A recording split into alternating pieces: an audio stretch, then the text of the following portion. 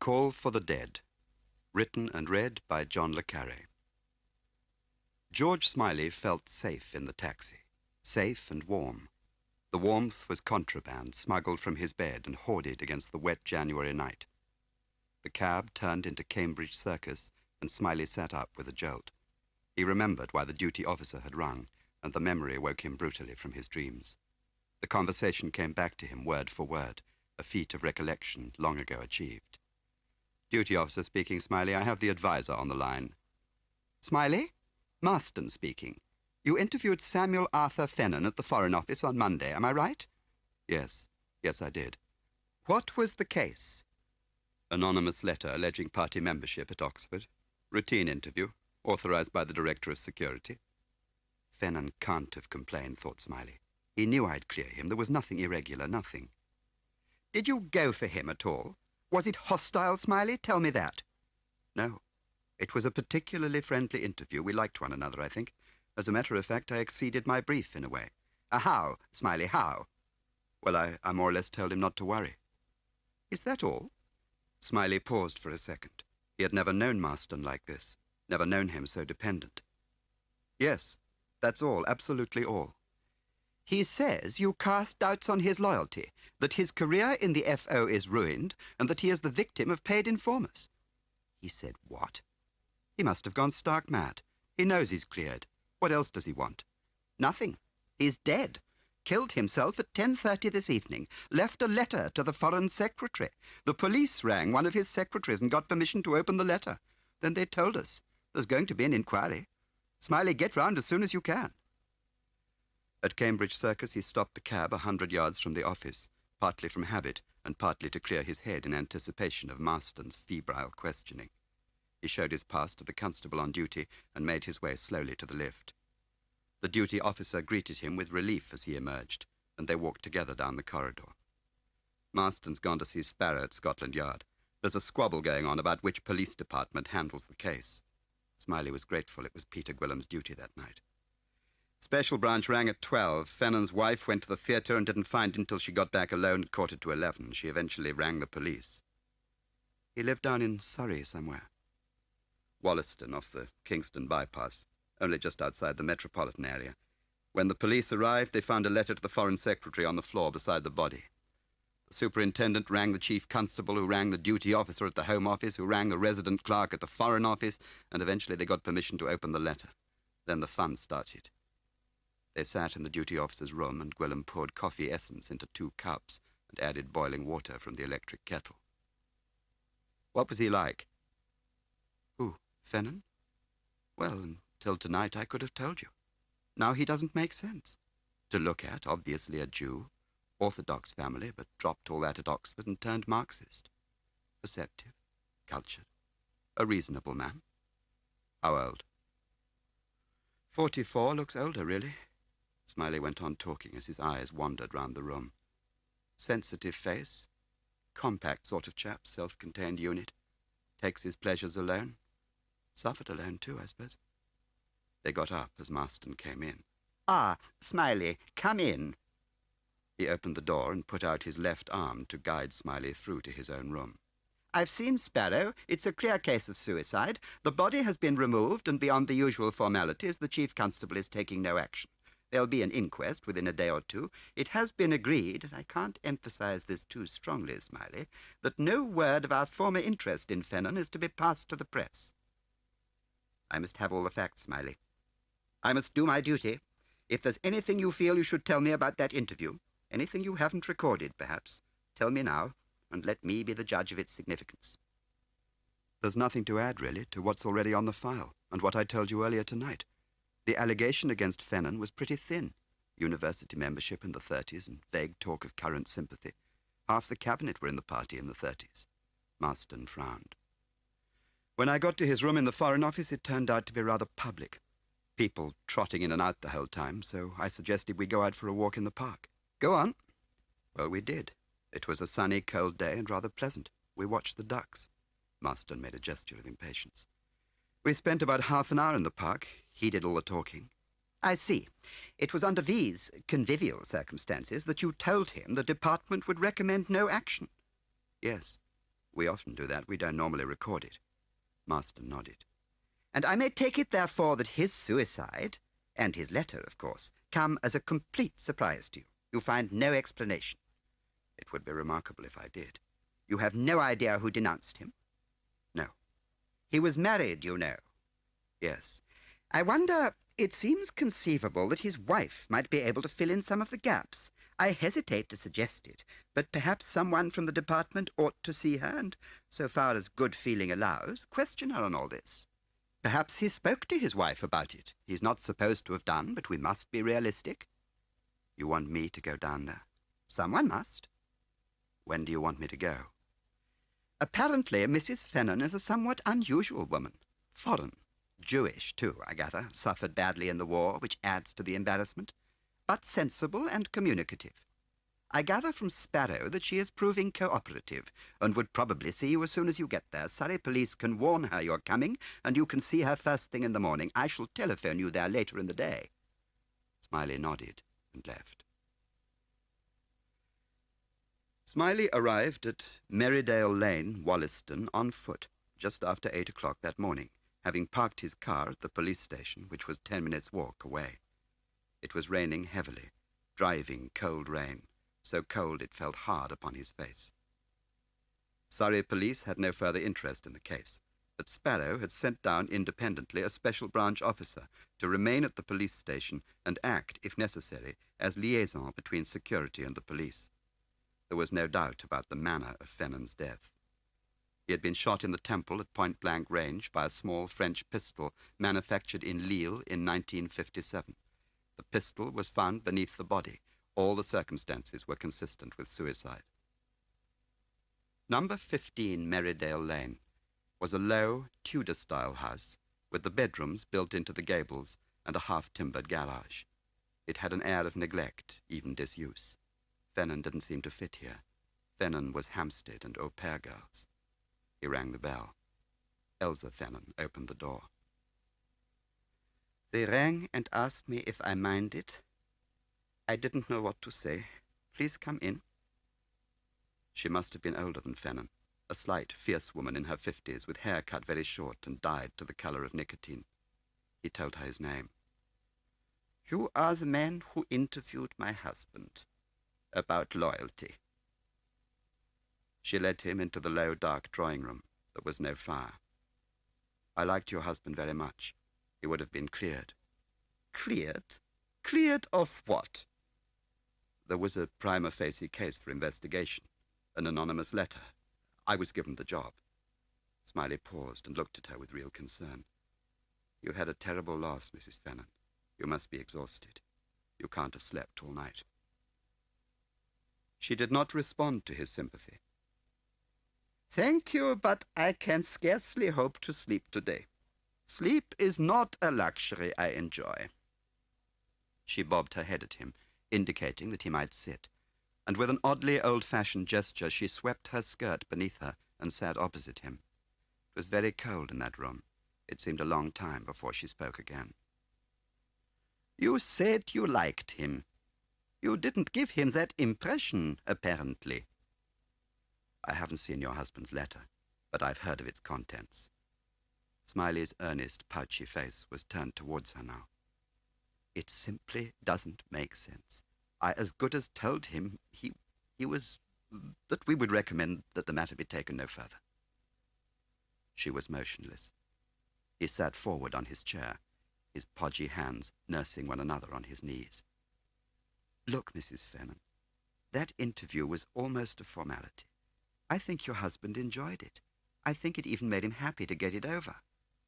How can you say that? How can you? Now this. But I tell you it's true. I just don't understand the letter. It doesn't. It's not the letter, Mr. Smiley, that I am thinking of.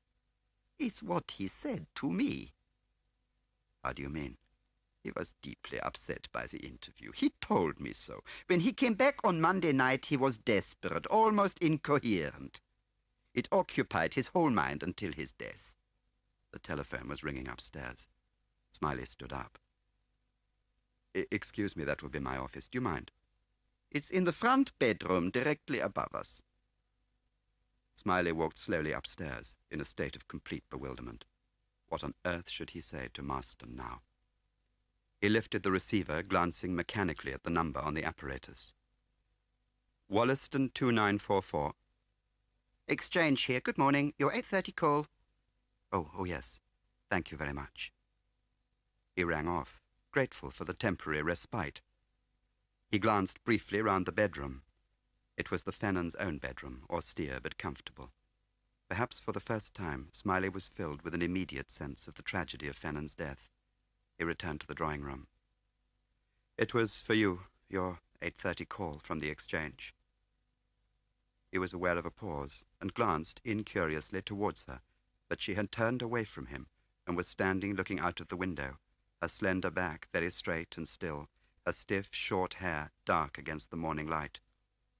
And suddenly he stared at her.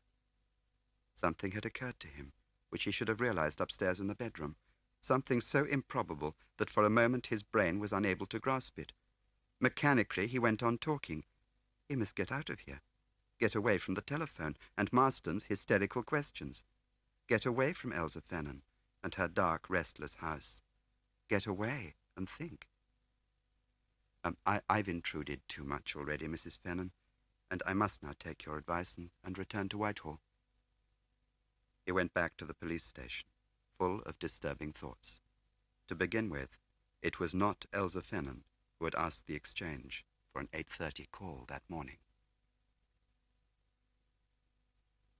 The CID superintendent at Wollaston was a large, genial soul who measured professional competence in years of service and saw no fault in the habit. Sparrow's Inspector Mendel, on the other hand, was a thin, weasel-faced gentleman who spoke very rapidly out of the corner of his mouth. Smiley secretly likened him to a gamekeeper, a man who knew his territory and disliked intruders. "I have a message from your department, sir. You ought to ring the advisor at once." The superintendent indicated his telephone with an enormous hand and walked out through the open door of his office. Mendel remained. Smiley looked at him owlishly for a minute, guessing his man. "Shut the door." Mendel moved to the door and pulled it quietly to. "I want to make an inquiry of the Wollaston telephone exchange. Someone at 15 Merridale Lane asked to be called by the exchange at 8:30 this morning. I want to know what time the request was made and who by. I want to know whether there's a standing request for a morning call, and if so, let's have the details. Know the number? Wollaston 2944. Subscriber Samuel Fennan, I should think." Mendel moved to the telephone and dialed O. While he waited for a reply, he said to Smiley, "You don't want anyone to know about this, do you?" "No one. Not even you. There's probably nothing in it. If we start bleating murder, we'll—" Mendel was through to the exchange, asking for the assistant supervisor. "Wollaston CID here, superintendent's office. We have an inquiry." "Yes, of course. Ring me back then." "CID outside line, Wollaston 2421. He replaced the receiver and waited for the exchange to ring him. "Sensible girl," he muttered, without looking at Smiley. The telephone rang and he began speaking at once. "We're investigating a burglary in Merridale Lane, number 18. Just possible they used number 15 as an observation point for a job on the opposite house.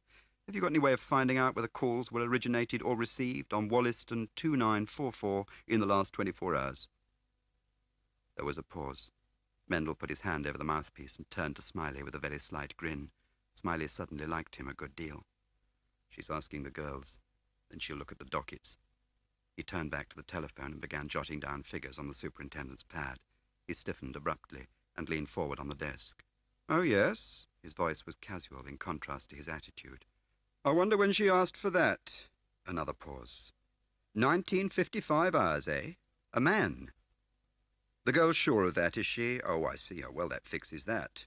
Yes, thanks very much indeed, all the same. Well, at least we know where we stand. No, not at all. You've been very helpful. Just a theory, that's all. Have to think again, won't we? Well, thanks very much. Very kind. Keep it under your hat. Cheerio. He rang off, tore the page from the pad and put it in his pocket. Smiley spoke quickly. "There's a beastly cafe down the road. I need some breakfast. Come and have a cup of coffee." The telephone was ringing. Smiley could almost feel Maston the other end. Mendel looked at him for a moment and seemed to understand. They left it ringing and walked quickly out of the police station towards the high street. At the Fountain Cafe, Mendel and Smiley sat at a corner table near the fire, waiting for their order. Mendel looked at Smiley oddly. The girl remembers the call clearly. It came right at the end of her shift, 5 to 8 last night. A request for an 8:30 call this morning. It was made by Fennan himself. The girl is positive of that. How? Apparently this Fennan had rung the exchange on Christmas Day, and the same girl was on duty. Wanted to wish them all a happy Christmas. She was rather bucked. They had quite a chat. She's sure it was the same voice yesterday asking for the call. Very cultured gentleman, she said. But it doesn't make sense.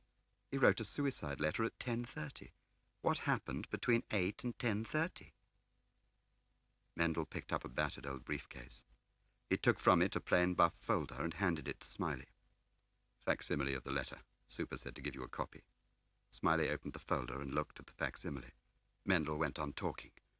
First suicide letter I've seen that was typed. First one I've seen with a time on it, for that matter. Signature's okay, though.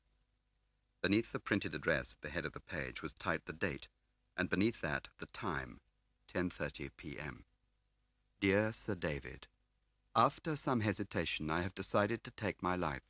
I cannot spend my remaining years under a cloud of disloyalty and suspicion. I realize that my career is ruined, that I am the victim of paid informers. Yours sincerely, Samuel Fennan. Smiley read it through several times, his mouth pursed in concentration, his eyebrows raised a little as if in surprise. Mendel was asking him something. How'd you get onto it? Onto what? This early call business. Oh, I took the call. I thought it was for me. It wasn't. It was the exchange with this thing. Even then the penny didn't drop. I assumed it was for her, you see. Went down and told her. Down? Yes, they keep the telephone in the bedroom. It's like a study, one end. Books, typewriter, desk, and so forth. Typewriter? Yes, a portable. I imagine he did this letter on it. But you see, when I took that call, I'd forgotten it couldn't possibly be Mrs. Fennan who'd asked for it. Why not? She is an insomniac. She told me. So why should she want a call at 8:30? Why should her husband? Why should anyone? It's damn nearly lunchtime. God help the civil service. Exactly. That puzzles me too. The Foreign Office admittedly starts late, 10 o'clock, I think, but even then Fennan would be pushed to dress, shave, breakfast, and catch the train on time if he didn't wake till 8:30. Besides, his wife could call him. They drank their coffee in silence for a while. Another thing, said Mendel. Yes? His wife got back from the theatre at 10:45, right? That's what she says. Did she go alone? No idea. Bet she didn't. I'll bet she had to tell the truth there and timed the letter to give herself an alibi. Smiley's mind went back to Elsa Fennan, her anger, her submission. It seemed ridiculous to talk about her in this way. No, not Elsa Fennan. No. Where was the body found? Smiley asked. Bottom of the stairs. Bottom of the stairs? True. Sprawled across the hall floor, revolver underneath him. And the note? Where was that? Beside him on the floor. Anything else? Yes. A mug of cocoa in the drawing room. I see. Fennan decides to commit suicide. He asks the exchange to ring him at 8:30. He makes himself some cocoa and puts it in the drawing room. He goes upstairs and types his last letter. He comes down again to shoot himself, leaving the cocoa undrunk. It all hangs together very nicely. Yes, doesn't it? Incidentally, hadn't you better ring your office? He looked at Mendel equivocally. That's the end of a beautiful relationship, he said. As he walked towards the coin box beside a door marked private, he heard Mendel saying, I'll bet you say that to all the boys. He was actually smiling as he asked for Maston's number. Maston wanted to see him at once. He went back to their table. Mendel was stirring another cup of coffee as if it required all his concentration. He was eating a very large bun. Smiley stood beside him. I've got to go back to London. Oh, have you? Well, if you're going back to Cambridge Circus, you can drop me at Westminster on the way, can't you? They set off, and Mendel produced a shabby green tobacco tin and rolled himself a cigarette. You look worried sick. I am. They had driven another 4 or 5 miles when Smiley drew the car into the side of the road. He turned to Mendel. Would you mind awfully if we drove back to Wollaston? Good idea. Go and ask her. He turned the car and drove slowly back to Wollaston, back to Merridale Lane. He left Mendel in the car and walked down the familiar gravel path. She opened the door and showed him into the drawing-room without a word. Neither of them sat down.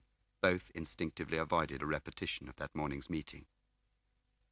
"There was one thing I felt I must ask you, Mrs. Fennan. I'm very sorry to have to bother you again." "About the call, I expect. The early morning call from the exchange, huh?" "Yes." "I thought that might puzzle you. An insomniac asks for an early morning call." She was trying to speak brightly. "Yes, it did seem odd. Do you often go to the theatre?" "Yes, once a fortnight. I'm a member of the Weybridge Repertory Club, you know. I try and go to everything they do. I have a seat reserved for me automatically on the first Tuesday of each run. My husband worked late on Tuesdays." She looked at him for a moment and then smiled suddenly, the first time he had seen her do so. "I'm afraid the explanation of that call is very silly. You know, I suffer from a terrible memory, really awful. Go shopping and forget what I've come to buy, make an appointment on the telephone and forget it the moment I replace the receiver. I ask people to stay the weekend, and we are out when they arrive. Occasionally there's something I simply have to remember. I ring the exchange and ask for a call a few minutes before the appointed time. It's like a knot in one's handkerchief. But a knot can't ring a bell at you, can it?" Smiley peered at her. His throat felt rather dry, and he had to swallow before he spoke. "And what was the call for this time, Mrs. Fennan?" Again the enchanting smile. "There you are. I completely forget." Smiley and Mendel drove back to London in companionable silence. Then Mendel was pointing at a signpost. "That's where I live, Mitcham. Not a bad spot, really. Got sick of bachelor quarters, bought a decent little semi down here for my retirement." "Retirement? That's a long way off." "Yeah, 3 days. That's why I got this job. Nothing to it, no complications. Give it to old Mendel, he'll muck it up." "Well, well. I expect we shall both be out of a job by Monday." He drove Mendel to Scotland Yard and went on to Cambridge Circus. Maston's secretary was at her desk, and she looked up quickly as he entered. "Advisor in?" "Yes, he's expecting you. He's alone. I should knock and go in." But Maston had opened the door and was already calling him. He was wearing a black coat and pinstripe trousers. Here goes the cabaret, thought Smiley. "I've been trying to get in touch with you. Did you not receive my message?" "I did, but I couldn't possibly have spoken to you." "I don't quite follow." "Well, I don't believe Fennan committed suicide. I think he was murdered. I couldn't say that on the telephone." Maston took off his spectacles and looked at Smiley in blank astonishment. "Murdered? Why?" "Well, Fennan wrote his letter at 10:30 last night, if we're to accept the time on his letter as correct." "Well?" "Well, at 7:55 he rang up the exchange and asked to be called at 8:30 the next morning." "How on earth do you know that?" Smiley told him what he knew. Maston listened in silence. At last he smiled and got up. "We seem to be at cross purposes. I send you down to discover why Fennan shot himself. You come back and say he didn't. We're not policemen, Smiley." "No, I sometimes wonder what we are." Smiley was silent for a minute, blinking rather stupidly before him. "What I'm trying to say is that I don't believe her. I don't believe Fennan wrote that letter.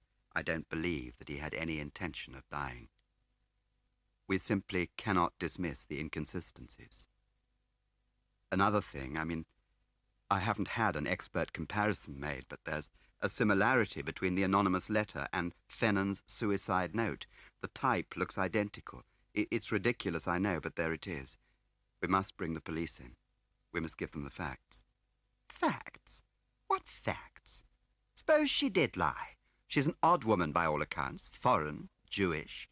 Heaven knows the tributaries of her mind. She spots you're onto something, panics, and tells you the first lie that comes into her head. Does that make her a murderess?"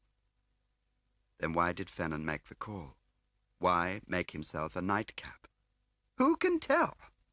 Maston's voice was richer now, more persuasive. "If you or I, Smiley, were ever driven to that dreadful point where we were determined to destroy ourselves, who can tell what our last thoughts on earth would be?"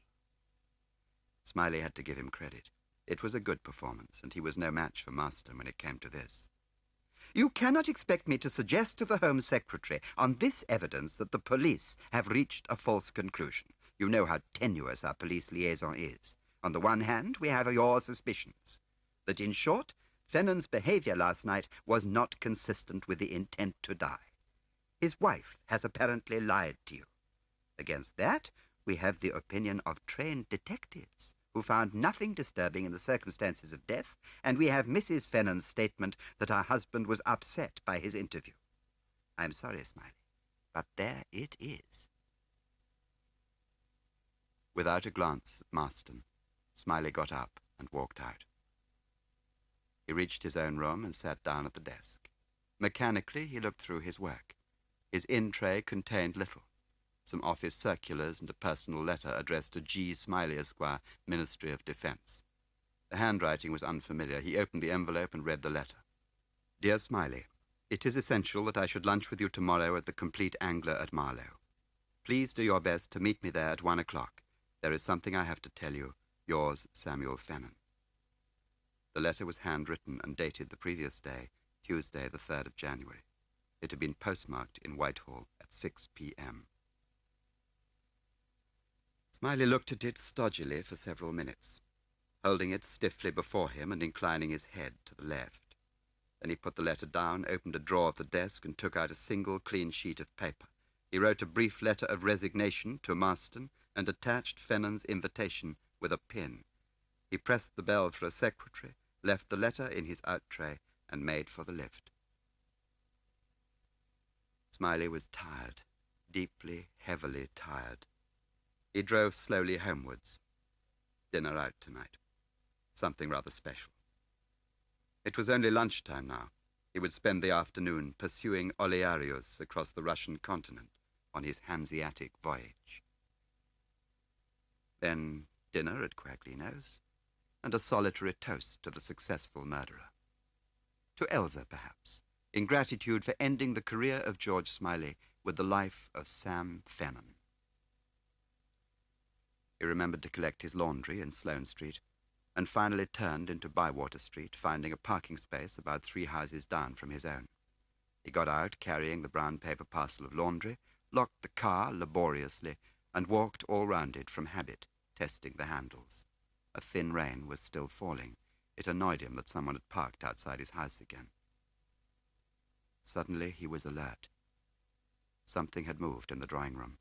A light, a shadow, a human form. Something, he was certain. Was it sight or instinct? Was it the latent skill of his own tradecraft which informed him? Some fine sense or nerve, some remote faculty of perception warned him now, and he heeded the warning. Without a moment's thought, he dropped his keys back in his overcoat pocket, walked up the steps to his own front door, and rang the bell. It echoed shrilly through the house. There was a moment's silence. Then came to Smiley's ears the distinct sound of footsteps approaching the door, firm and confident.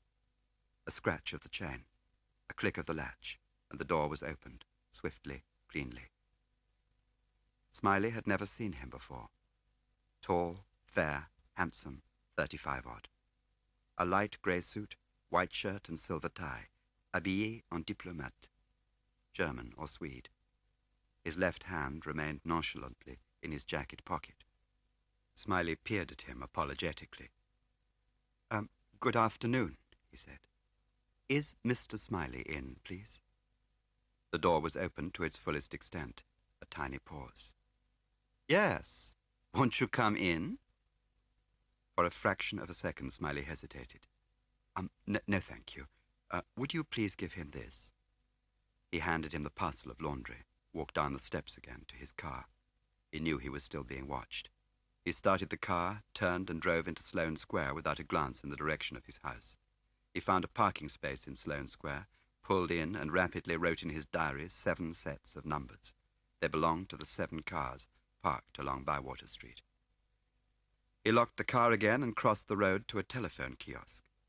He rang Scotland Yard, got through to Special Branch, and asked for Inspector Mendel. But it appeared that the inspector, having reported back to the superintendent, had discreetly anticipated the pleasures of retirement and left for Mitcham. Smiley got his address after a good deal of prevarication and set off once more. It was still raining as he arrived. Mendel looked at Smiley sharply for a moment, then a grin slowly crossed his thin face as he extended his hand. "Trouble," said Mendel. "Trouble." Smiley followed him into the house, suburban and comfortable. "There's no fire in the living room. Only just got back. How about a cup of tea in the kitchen?" They went into the kitchen. Smiley was amused to notice the extreme tidiness, the almost feminine neatness of everything about him. Only the police calendar on the wall spoilt the illusion. While Mendel put a kettle on and busied himself with cups and saucers, Smiley related dispassionately what had happened in Bywater Street. When he had finished, Mendel looked at him for a long time in silence. "But why did he ask you in?" Smiley blinked and coloured a little. "That's what I wondered. It put me off my balance for a moment. It was lucky I had the parcel." He took a drink of tea. "Though I don't believe he was taken in by the parcel. He may have been, but I doubt it. I doubt it very much." "What was he after? What would he have done with you? Who do you think you were?"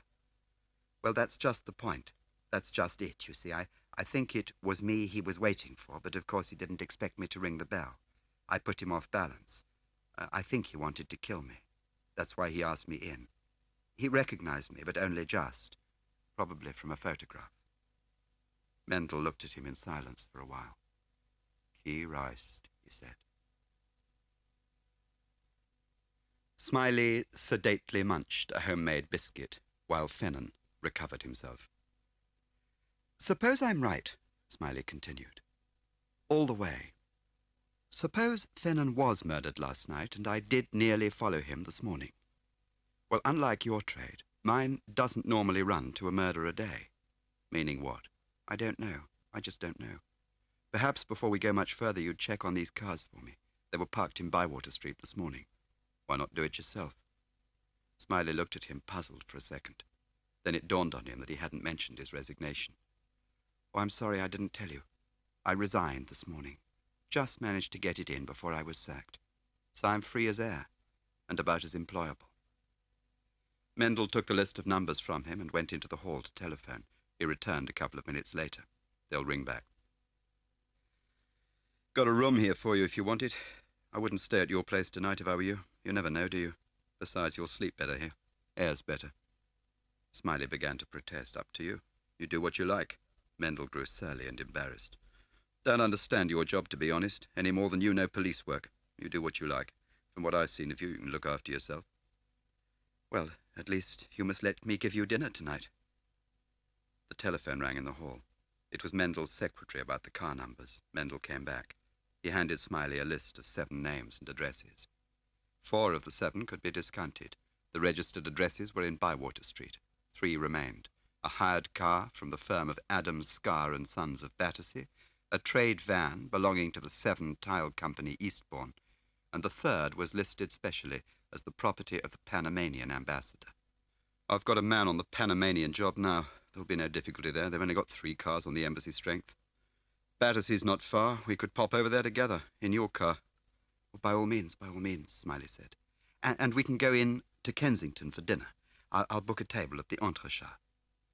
It was 4 o'clock. They sat for a while talking in a rather desultory way. Mendel made more tea and they drank it. At about 5:15, they set off for Battersea in Smiley's car. They turned into Battersea Bridge Road and drew up beside a constable standing on the pavement. Mendel showed his police card. "Scar's garage? Well, it isn't hardly a garage, sir, just a yard. Scrap metal he handles mostly, and second-hand cars. You want to go down Prince of Wales Drive till you come to the hospital. It's tucked in there between a couple of prefabs. Bomb site it is, really." "You seem to know a lot about him," said Mendel. "I should do. I've run him in a few times. There's not much in the book that Adam hasn't been up to. He's one of our hardy perennials, Scar is." They drove towards Battersea Hospital. The park on their right looked black and hostile behind the street lamps. They found the yard as the constable had described, between 2 dilapidated prefabs in an uncertain row of hutments erected on the bomb site. Rubble, clinker, and refuse lay everywhere. Bits of asbestos, timber, and old iron, presumably acquired by Mr. Scar for resale or adaptation, were piled in a corner, dimly lit by the pale glow which came from the further prefab. The 2 men looked round them in silence for a moment. Then Mendel shrugged, put 2 fingers in his mouth, and whistled shrilly. "Scar!" he called. Silence. The outside light in the far prefab went on, and 3 or 4 pre-war cars in various stages of dilapidation became dimly discernible. The door opened slowly, and a girl of about 12 stood on the threshold. "Your dad, India?" "No, gone to the prod, I expect." "Right, oh dear, thanks." They walked back to the road. "What on earth's the prod, or daren't I ask?" said Smiley. "Prodigal's Calf, pub round the corner. We can walk it only 100 yards. Leave the car here." It was only just after opening time. The public bar was empty, and as they waited for the landlord to appear, the door swung open, and a very fat man in a black suit came in. He walked straight to the bar and hammered on it with a half-crown. "Wolf!" he shouted. "Take your finger out! You've got customers, you lucky boy!" He turned to Smiley. "Good evening, friend." The landlord appeared and took their orders. The stranger bought a large whisky and ginger wine and took it at once to the saloon bar, where there was a coal fire. The landlord watched with disapproval. "That's him all over, mean sod. Won't pay saloon prices, but likes the fire." "Who is he?" asked Mendel. "Him? Scar, his name is. Adam Scar." The landlord sucked his teeth and shook his head. Mendel leant over to Smiley. "You go and wait in the car. You're better out of this." Smiley nodded his agreement and walked out. He could imagine nothing more frightful than dealing with Scar. "You Scar?" said Mendel. "Friend, you are correct. TRX 0891, that's your car." Mr. Scar frowned at his whisky and ginger. The question seemed to sadden him. "Oh, she was, Squire, she was." "Well," said Mendel. "I see the light, friend. You wish for information." "Of course I bloody well do." "These are hard times, Squire. The cost of living, dear boy, is a rising star. Information is an item, a saleable item, is it not?" "You tell me you hired that car and you won't starve." "I don't starve now, friend. I want to eat better." "A fiver." Scar finished his drink and replaced his glass noisily on the table. Mendel got up and bought him another. "It was pinched," said Scar. "I had it a few years for self-drive, see, for hire. Well, 3 weeks ago a bloke come in, tall Scotsman, well-to-do he was, carried a stick. He paid the deposit, took the car, and I never see him nor the car again. Robbery."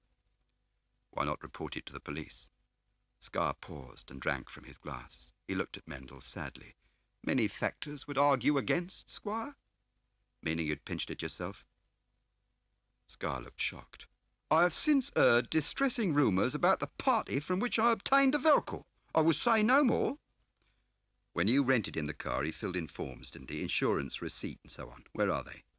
"False. All false. He gave me an address in Ealing. I went there, and it didn't exist. I have no doubt the name was also fictitious." Mendel screwed the money into a roll in his pocket and handed it across the table to Scar. Scar unfolded it, and quite unself-conscious, counted it out in full view of anyone who cared to look. "I know where to find you," said Mendel, "and I know a few things about you, and if that's a load of cock you've sold me, I'll break your bloody neck." Smiley crossed the road, entered the side street which accommodated Mr. Scar's establishment, and walked towards the car. He drew level with the first of the 2 prefabs which bordered Scar's yard. A car was parked in the yard with its sidelights on. Curious, Smiley turned off the street and walked towards it. It was an old MG saloon, green probably, or that brown they went in for before the war. The number plate was barely lit and caked in mud. He stooped to read it, tracing the letters with his forefinger. TRX 0891. Of course, that was one of the numbers he had written down this morning. He heard a footstep behind him and stood up, half turning. He had begun to raise his arm as the blow fell. Mendel looked at Smiley and wondered whether he was dead.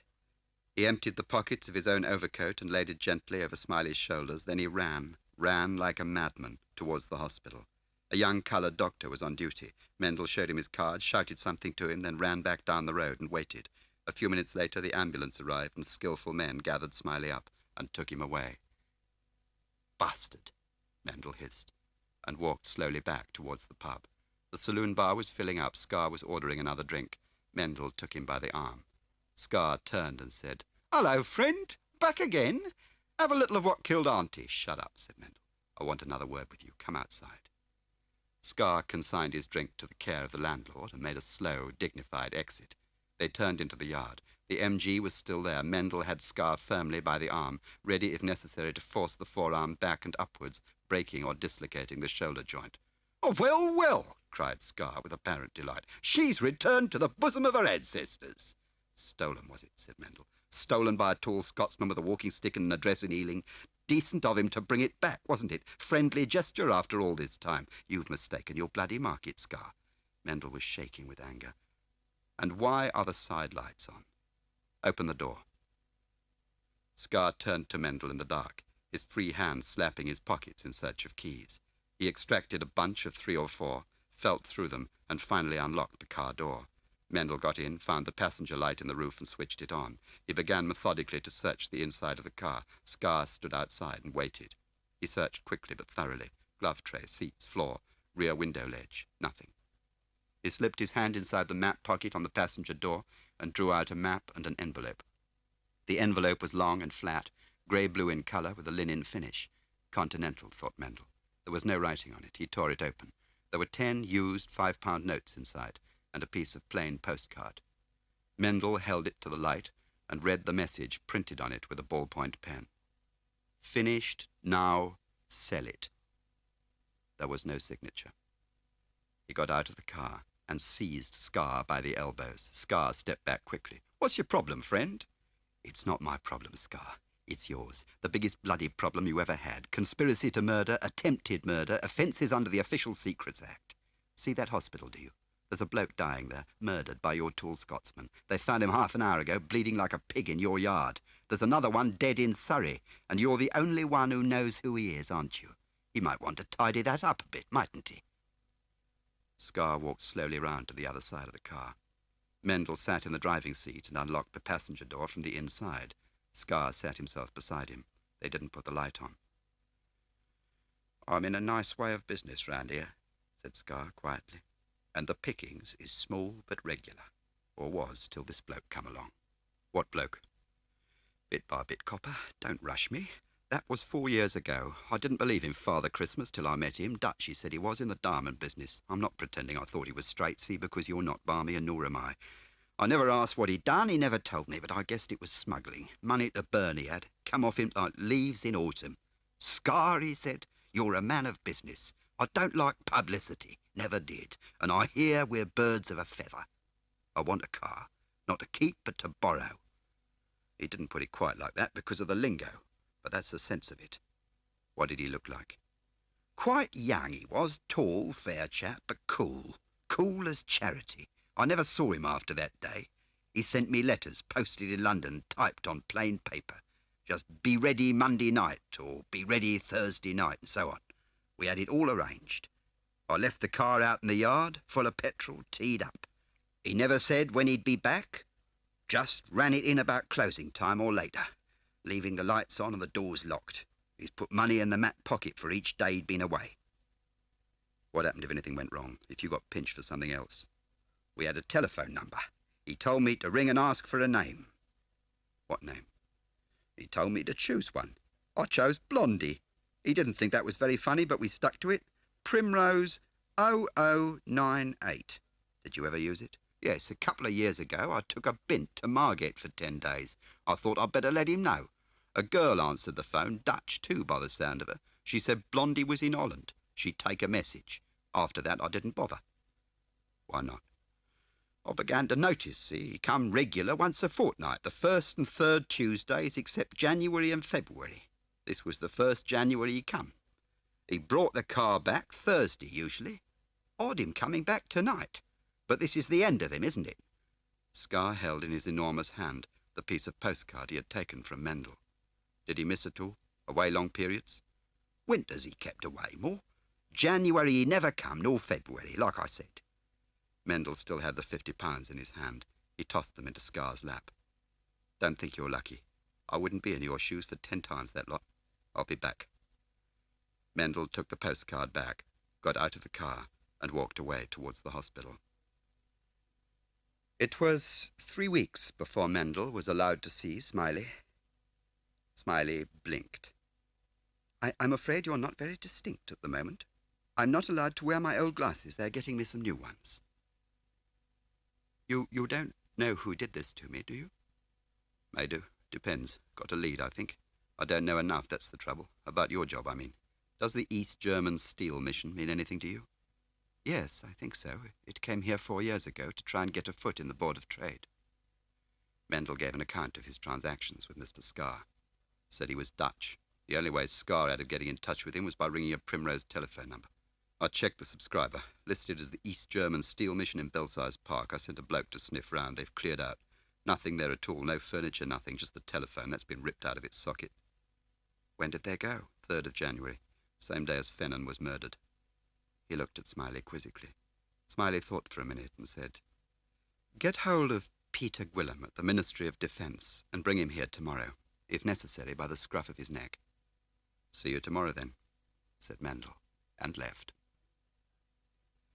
Smiley lay back in bed. Why the early morning call? That was what puzzled him more than anything. It was silly, really, he supposed, but of all the unaccountables in the case, that worried him most. Elsa Fennan's explanation had been so stupid, so noticeably unlikely. There was nothing in that alert, intelligent little face, nothing in her total independence to support the ludicrous claim to absent-mindedness. She could have said anything. Fennan, yes. He had been absent-minded. It was one of the odd inconsistencies about Fennan's character which had emerged in the inquiries before the interview. Had Elsa Fennan, in her panic, taken upon herself the mantle of her husband? Or the motive of her husband? Had Fennan asked for the call to remind him of something, and had Elsa borrowed the motive? Then what did Fennan need to be reminded of, and what did his wife so strenuously wish to conceal? Samuel Fennan. The new world and the old met in him. The eternal Jew, cultured, cosmopolitan, self-determinate, industrious and perceptive. To Smiley, immensely attractive. The child of his century, persecuted like Elsa and driven from his adopted Germany to university in England. By the sheer weight of his ability, he had pushed aside disadvantage and prejudice, finally to enter the Foreign Office. His great love was skiing. Every year he took all his leave at once and spent 6 weeks in Switzerland or Austria. He had visited Germany only once, Smiley remembered, with his wife about 4 years ago. Was there any factual connection between the incident in Bywater Street and Fennan's death? Smiley reproached himself for being carried away. Seen in perspective, there was nothing but the sequence of events to suggest that Fennan and Smiley were part of a single problem. The sequence of events, that is, and the weight of Smiley's intuition. The interview had been informal, that was true. The walk in the park reminded him more of Oxford than of Whitehall. An official of the Foreign Office walking in the park, talking earnestly with an anonymous little man. Unless the little man was not anonymous. Yes, that was the only possible conclusion. Unless whoever saw them together recognized not only Fennan, but Smiley as well, and was violently opposed to their association. Why? In what way was Smiley dangerous? His eyes suddenly opened very wide. Of course, in one way only, as a security officer. He put down his pencil.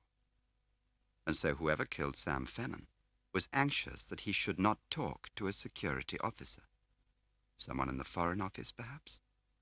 But essentially someone who knew Smiley too. Someone Fennan had known at Oxford, known as a communist. Someone who feared exposure, who thought that Fennan would talk, had talked already, perhaps? And if he had talked already, then of course Smiley would have to be killed as well. Killed quickly, before he could put in his report. It made some sense, but not much. What about Elsa, her lies, her complicity, her fear? What about the car and the 8:30 call? What about the anonymous letter? If the murderer was frightened of contact between Smiley and Fennan, he would scarcely call attention to Fennan by denouncing him. Who then? Who? He lay back and closed his eyes. His head was throbbing again. Perhaps Peter Gwillim could help. He was the only hope. His head was going round. It hurt terribly. Mendel showed Peter Gwillim into the ward, grinning hugely. "Got him," he said. "Peter, What do we know about the East German steel mission? Pure as the driven snow, dear boy, except for their sudden departure. Only about 3 men and a dog in the thing. They hung out in Hampstead somewhere. Who were they? Oh, couple of technicians, Professor Doctor someone and Doctor someone else, couple of girls and a general dog's body. Who was the dog's body? Don't know. Some young diplomat to iron out the wrinkles. We have them recorded at the department. I can send you details, I suppose. If you don't mind. No, of course not. Photographs would be a help, Peter. Could you manage that? Yes. Oh, yes, of course. Gwilym looked away from Smiley in some embarrassment. We don't know much about the East Germans, really. You know, we get odd bits here and there, but on the whole, they're something of a mystery. If they operate at all, they don't do it under trade or diplomatic cover. That's why, if you're right about this chap, it's so odd him coming from the steel mission. Oh, said Smiley flatly. How do they operate? Asked Mendel. It's hard to generalize from the very few isolated cases we do know of. My impression is that they run their agents direct from Germany with no contact between controller and agent in the operational zone. But that must limit them terribly. You may have to wait months before your agent can travel to a meeting place outside his own country. He may not have the necessary cover to make the journey at all. Well, obviously it does limit him, but their targets seem to be so insignificant. They prefer to run foreign nationals, Swedes, expatriate Poles and whatnot, on short-term missions where the limitations of their technique don't matter. In exceptional cases where they have an agent resident in the target country, they work on a courier system which corresponds to the Soviet pattern. Smiley was listening now. As a matter of fact, the Americans intercepted a courier quite recently, which is where we learnt the little we do know about GDR technique. Such as what? Oh, well, never waiting at a rendezvous, never meeting at the stated time but 20 minutes before, recognition signals, all the usual conjuring tricks that give a gloss to low-grade information. They muck about with names, too. A courier may have to contact 3 or 4 agents. A controller may run as many as 15. They never invent cover names for themselves. What do you mean? Surely they must. They get the agent to do it for them. The agent chooses a name, any name he likes, and the controller adopts it. It's a gimmick, really. He stopped, looking at Mendel in surprise. Mendel had leapt to his feet. Well, said Smiley. Mendel had described to Gwilym his interview with Mr. Scarre. It fits, said Gwilym. Obviously it fits with what we know, but then we don't know all that much. If Blondie was a courier, it is exceptional, in my experience at least, that he should use a trade delegation as a staging post. You said the mission had been here 4 years. Blondie first came to Scarre 4 years ago. No one spoke for a moment. Then Smiley said earnestly, Peter, it is possible, isn't it? I mean, they might, under certain operational conditions, need to have a station over here as well as couriers. Well, of course, if they were onto something really big, they might. Meaning if they had a highly placed resident agent in play? Yes, roughly.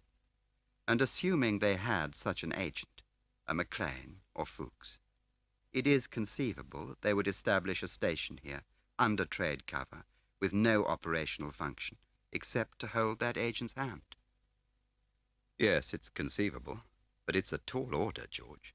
What you're suggesting is that the agent is run from abroad, serviced by courier, and the courier is serviced by the mission, which is also the agent's personal guardian angel. He'd have to be some agent. Smiley looked at Gwilym and then at Mendel, then blinked and said, Blondie didn't come to Scarre in January and February, did he? No, said Mendel. This was the first year. Fennan always went skiing in January and February. This was the first time in 4 years he'd missed. Tell that to Maston after your bang on the head, he'll understand. But Peter, I know, George, I know. Well, let me tell you another thing. Blondie collected his car on the first Tuesday of each month. So, those were the nights Elsa Fennan went to the Weybridge Rep. Fennan worked late on Tuesdays, she said. Gwilym stood up. Let me dig about, George. Cheerio, Mendel. I'll probably give you a ring tonight. I don't see what we can do now anyway, but it would be nice to know, wouldn't it? He reached the door. Incidentally, where are Fennan's possessions, wallet, diary, and so forth, stuff they found on the body? Probably still at the station, said Mendel, until after the inquest. Gwilym stood looking at Smiley for a moment, wondering what to say. Oh, another thing, just to cheer you up. I had that comparison made between Fennan's suicide note and the anonymous letter. They were done by different people on the same machine. Different pressures and spacing, but identical typeface. So long, old dear. Tuck into the grapes. Gwilym closed the door behind him. They heard his footsteps echoing crisply down the bare corridor. Smiley was tired out and felt relieved when Mendel decided to go too. He lay back. His head was throbbing madly, burning hot. He thought of calling the nurse, and cowardice prevented him. Gradually the throbbing eased, and he fell asleep.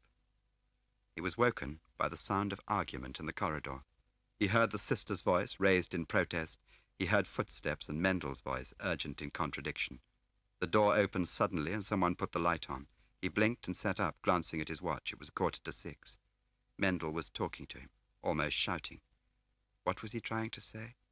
Something about Battersea Bridge? The river police? Missing since yesterday? He was wide awake. Adam Scarre was dead. Mendel drove to Weybridge. Scarre's death had frightened Mendel. He made Smiley promise not to go back to Bywater Street when he was released from hospital.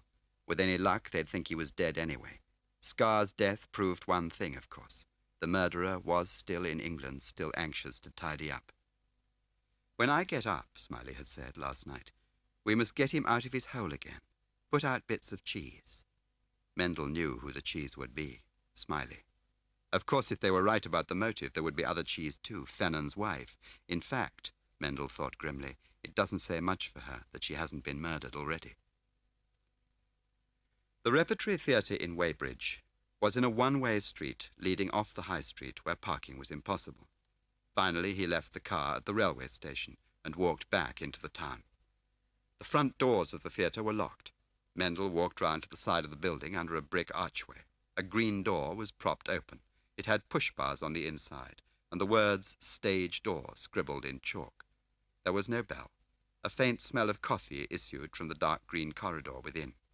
Mendel stepped through the doorway and walked down the corridor, at the end of which he found a stone staircase with a metal handrail leading upwards to another green door. The smell of coffee was stronger, and he heard the sound of voices. In the middle of the stage, 2 men and a woman sat on barrels, smoking and drinking coffee. The decor represented the deck of a ship. A mast with rigging and rope ladders occupied the centre of the stage, and a large cardboard cannon pointed disconsolately towards a backcloth of sea and sky. The conversation stopped abruptly as Mendel appeared on the stage. Someone murmured, "My dear, the ghost at the feast," and they all looked at him and giggled. The woman spoke first. "If you're another bloody tradesman, you can get out. I've said I'll pay, and I will. Just don't pester me. If you let people think I'm finished, I will be, and you will be the losers, not me." "I'm not a creditor. I've come to offer you money." "I'm a divorce agent. Rich client. Like to ask you a few questions. We're prepared to pay for your time." "Christ!" she said with relief. "Why didn't you say so in the first place?" They both laughed. Mendel put £5 down, counting them as he did so. "Now," said Mendel, "how do you keep your club subscription list? What are the benefits of joining?" "Well, we have watery coffee on stage every morning at 11 sharp. Members of the club can mix with the cast during the break between rehearsals from 11 to 11:45. They pay for whatever they have, of course, but entry is strictly limited to club members." "Quite. That's probably the part that interests you. We seem to get nothing but pansies and nymphos in the morning." "It may be. What else goes on?" "Oh, we put on a different show each fortnight. Members can reserve seats for a particular day of each run, the second Wednesday of each run, and so on. We always begin a run on the first and third Mondays of the month. The show begins at 7:30, and we hold the club reservations until 7:20. The girl at the box office has the seating plan and strikes off each seat as it's sold. Club reservations are marked in red and aren't sold off till last." "I see. So if one of your members doesn't take his usual seat, it will be still marked off on the seating plan." "Only if it's sold." "Of course. We're not often full after the first week. We're trying to do a show a week, you see, but it's not easy to get the facilities." There isn't the support for 2-week runs, really. No, quite. Do you keep old seating plans? Sometimes, for the accounts. How about Tuesday, the 3rd of January? She opened a cupboard and took out a sheaf of printed seating plans. This is the second fortnight of our pantomime, of course. Tradition? Quite. Now, who is it you're so interested in? Asked the woman, picking up a ledger from the desk. Small blonde party, aged about 42 or 3. Name of Fennan. Elsa Fennan. She opened her ledger. Mendel quite shamelessly looked over her shoulder. The names of club members were entered neatly in the left-hand column. A red tick on the extreme left of the page indicated that the member had paid his subscription. On the right-hand side of the page were notes of standing reservations made for the year. There were about 80 members. Name doesn't ring a bell. Where does she sit? No idea. Oh, yes, here we are. Merrydale Lane, Wollaston. A rear stall at the end of the row. Very odd choice, don't you think? Seat number R2. God knows whether she took it on the 3rd of January. I shouldn't think we've got the plan any more, though I've never thrown anything away in my life. Things just evaporate, don't they? She looked at him out of the corner of her eye, wondering whether she'd earned her £5. Tell you what, we'll ask Elizabeth. She got up and walked to the door. Fennan. Fennan? Half a sec. That does ring a bell. I wonder why. Well, I'm damned, of course. The music case.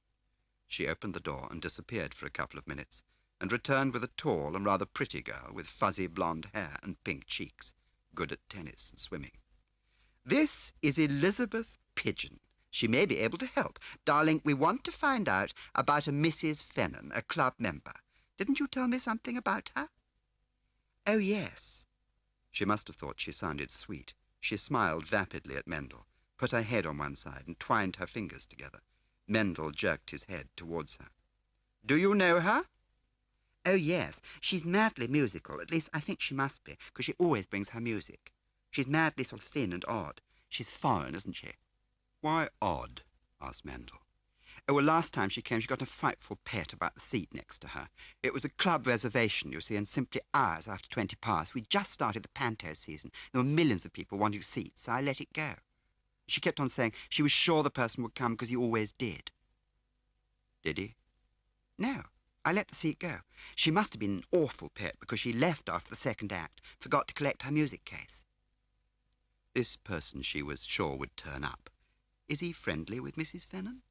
Well, gosh, I should think so. He's her husband, isn't he? Mendel looked at her for a minute and then smiled. Couldn't we find a chair for Elizabeth? He said. Gosh, thanks, said the girl, thrilled to be the centre of so much interest.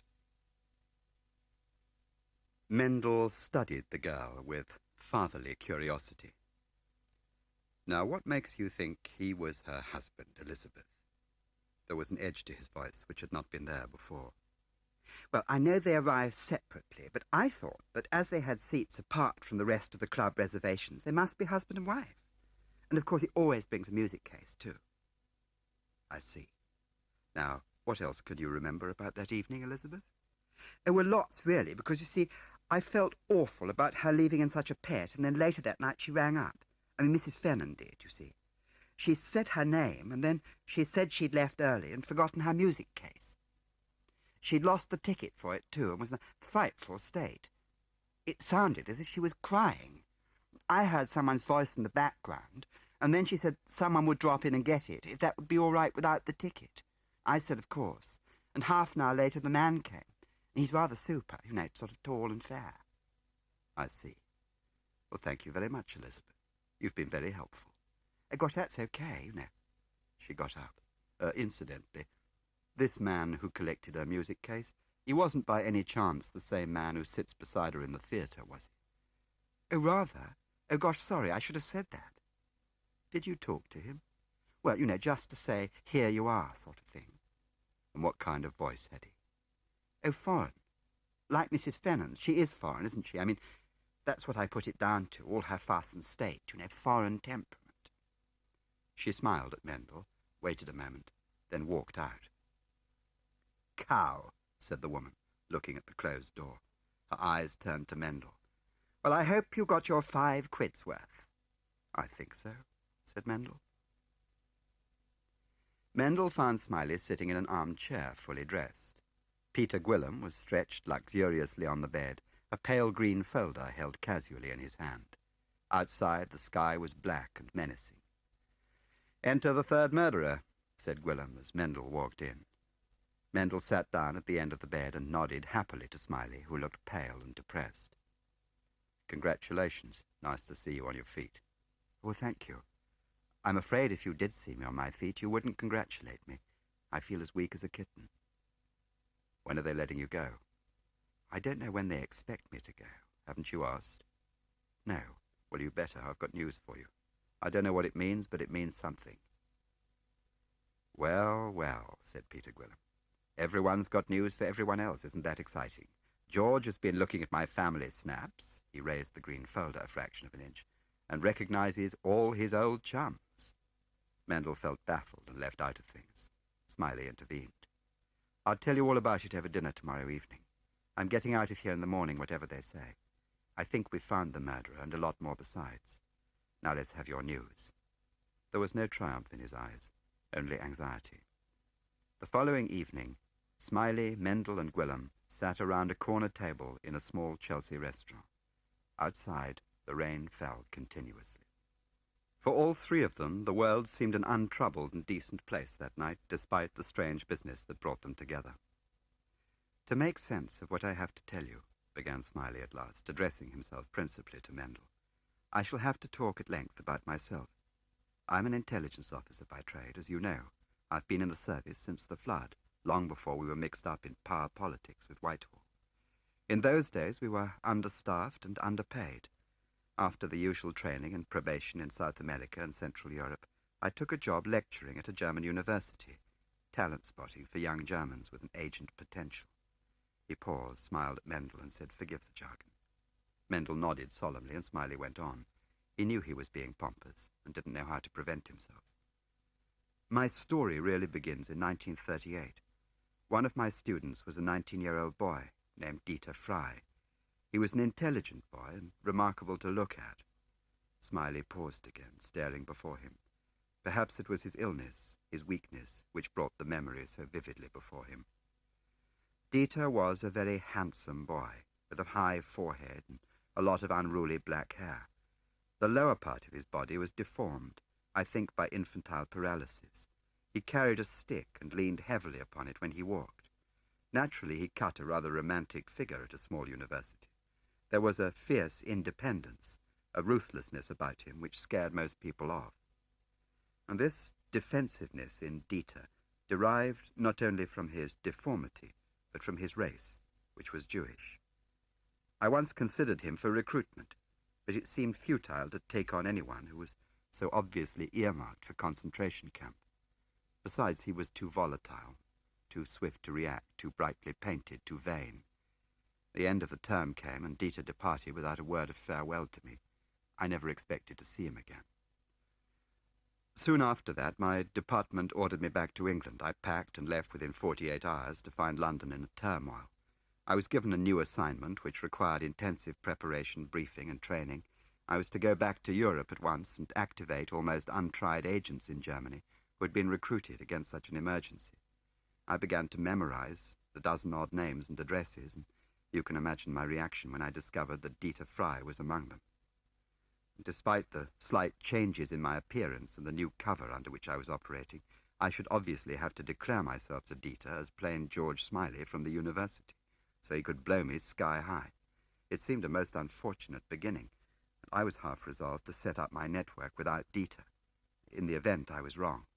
He was a magnificent agent. Where he was concerned, my job was easy.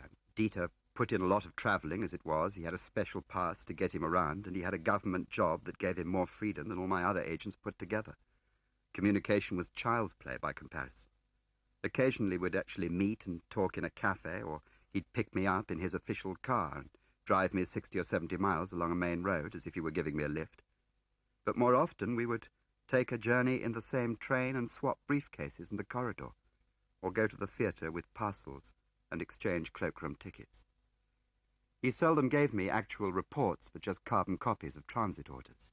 He got his secretary to do a lot, He made her keep a special float, which he destroyed every 3 months by emptying it into his briefcase in the lunch hour. Well, in 1943, I was recalled. My trade cover was rather thin by then, I think. I was getting a bit shop-soiled. He stopped and took a cigarette from Gwillim's case. When the war was over, I tried to find out from my successor what had become of Dieter and the rest of them. Some were resettled in Australia and Canada, some just drifted away to what was left of their hometowns. Dieter hesitated, I gather.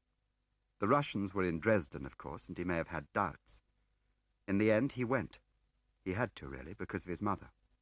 He hated the Americans anyway, and of course he was a socialist. I heard later that he had made his career there. The administrative experience he had picked up during the war got him some government job in the new republic. I suppose that his reputation as a rebel and the suffering of his family cleared the way for him. He must have done pretty well for himself. Why? Asked Mendel. He was over here until a month ago, running the steel mission. That's not all, said Gwillim. In case you think your cup is full, Mendel, I spared you another visit to Weybridge this morning and called on Elizabeth Pigeon. It was George's idea. He turned to Smiley. Well, said Mendel.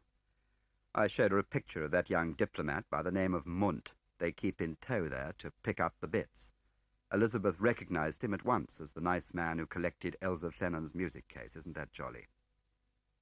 I know what you're going to ask, you clever youth.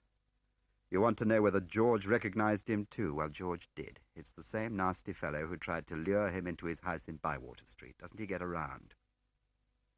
Mendel drove to Mitcham. Smiley was dead tired. It was raining again and cold. Smiley hugged his greatcoat round him, and despite his tiredness, watched with quiet pleasure the busy London night go by.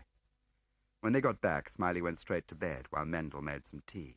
They drank it in Smiley's bedroom. What do we do now? Asked Mendel. I thought I might go to Wollaston tomorrow. You ought to spend the day in bed. What do you want to do there? Well, I thought I'd have another word with Elsa Fennan. Comfort her in her widowhood. Elsa Fennan opened the door and stood looking at him for a moment in silence. You could have let me know you were coming. I thought it safer not to. She was silent again. I don't know what you mean. May I come in? We haven't much time. She looked old and tired, less resilient perhaps. She led him into the drawing-room and with something like resignation indicated a chair. When he spoke, his voice was gentle and concessive. When I left you that morning a month ago, I drove to my home in London. A man tried to kill me.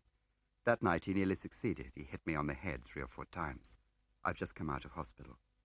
As it happens, I was lucky. Then there was the garage man he hired the car from. The river police recovered his body from the Thames not long ago. There were no signs of violence. He was just full of whiskey. They can't understand it. He hadn't been near the river for years. But then we're dealing with a competent man, aren't we? A trained killer. It seems he's trying to remove anyone who can connect him with Samuel Fennan. Or his wife, of course. Then there's that young blonde girl at the Repertory Theatre. She buried her face in her hands, and he watched the tears run between her fingers. Her body shook with great sobs, and her words came slowly, wrung from her. 5 years ago, he met that Dieter. In a ski hut near Garmisch. Freitag told us later that Dieter had planned it that way. Dieter couldn't ski anyway because of his legs. Nothing seemed real then. Freitag wasn't a real name. Fennan christened him Freitag like Man Friday in Robinson Crusoe. Dieter found that so funny. And afterwards we never talked of Dieter, but always of Mr. Robinson and Freitag. She broke off now and looked at him with a very faint smile. I'm sorry. I'm not very coherent. I understand. That girl. What did you say about that girl? She's alive. Don't worry. Go on. Fennan liked you, you know. Freitag tried to kill you. Why? Because I came back, I suppose, and asked you about the 8:30 call. You told Freitag that, didn't you? Oh, God, she said, her fingers to her mouth.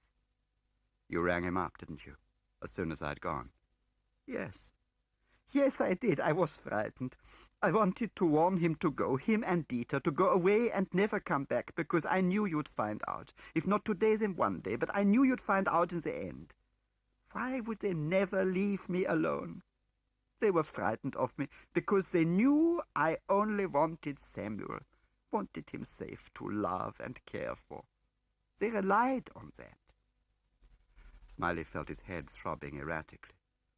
So you rang him straight away. You tried the Primrose number first and couldn't get through. Yes, that's right. But they are both Primrose numbers. So you rang the other number, the alternative. She drifted back to the window, suddenly exhausted and limp. She seemed happier now.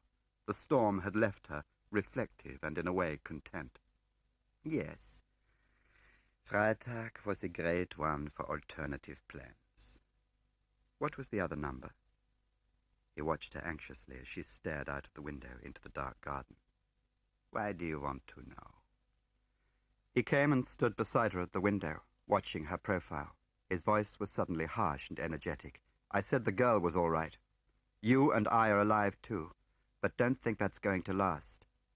She turned to him with fear in her eyes, looked at him for a moment, then nodded. Smiley took her by the arm and guided her to a chair. He ought to make her a hot drink or something. She sat down mechanically, almost with the detachment of incipient madness. The other number was 9747.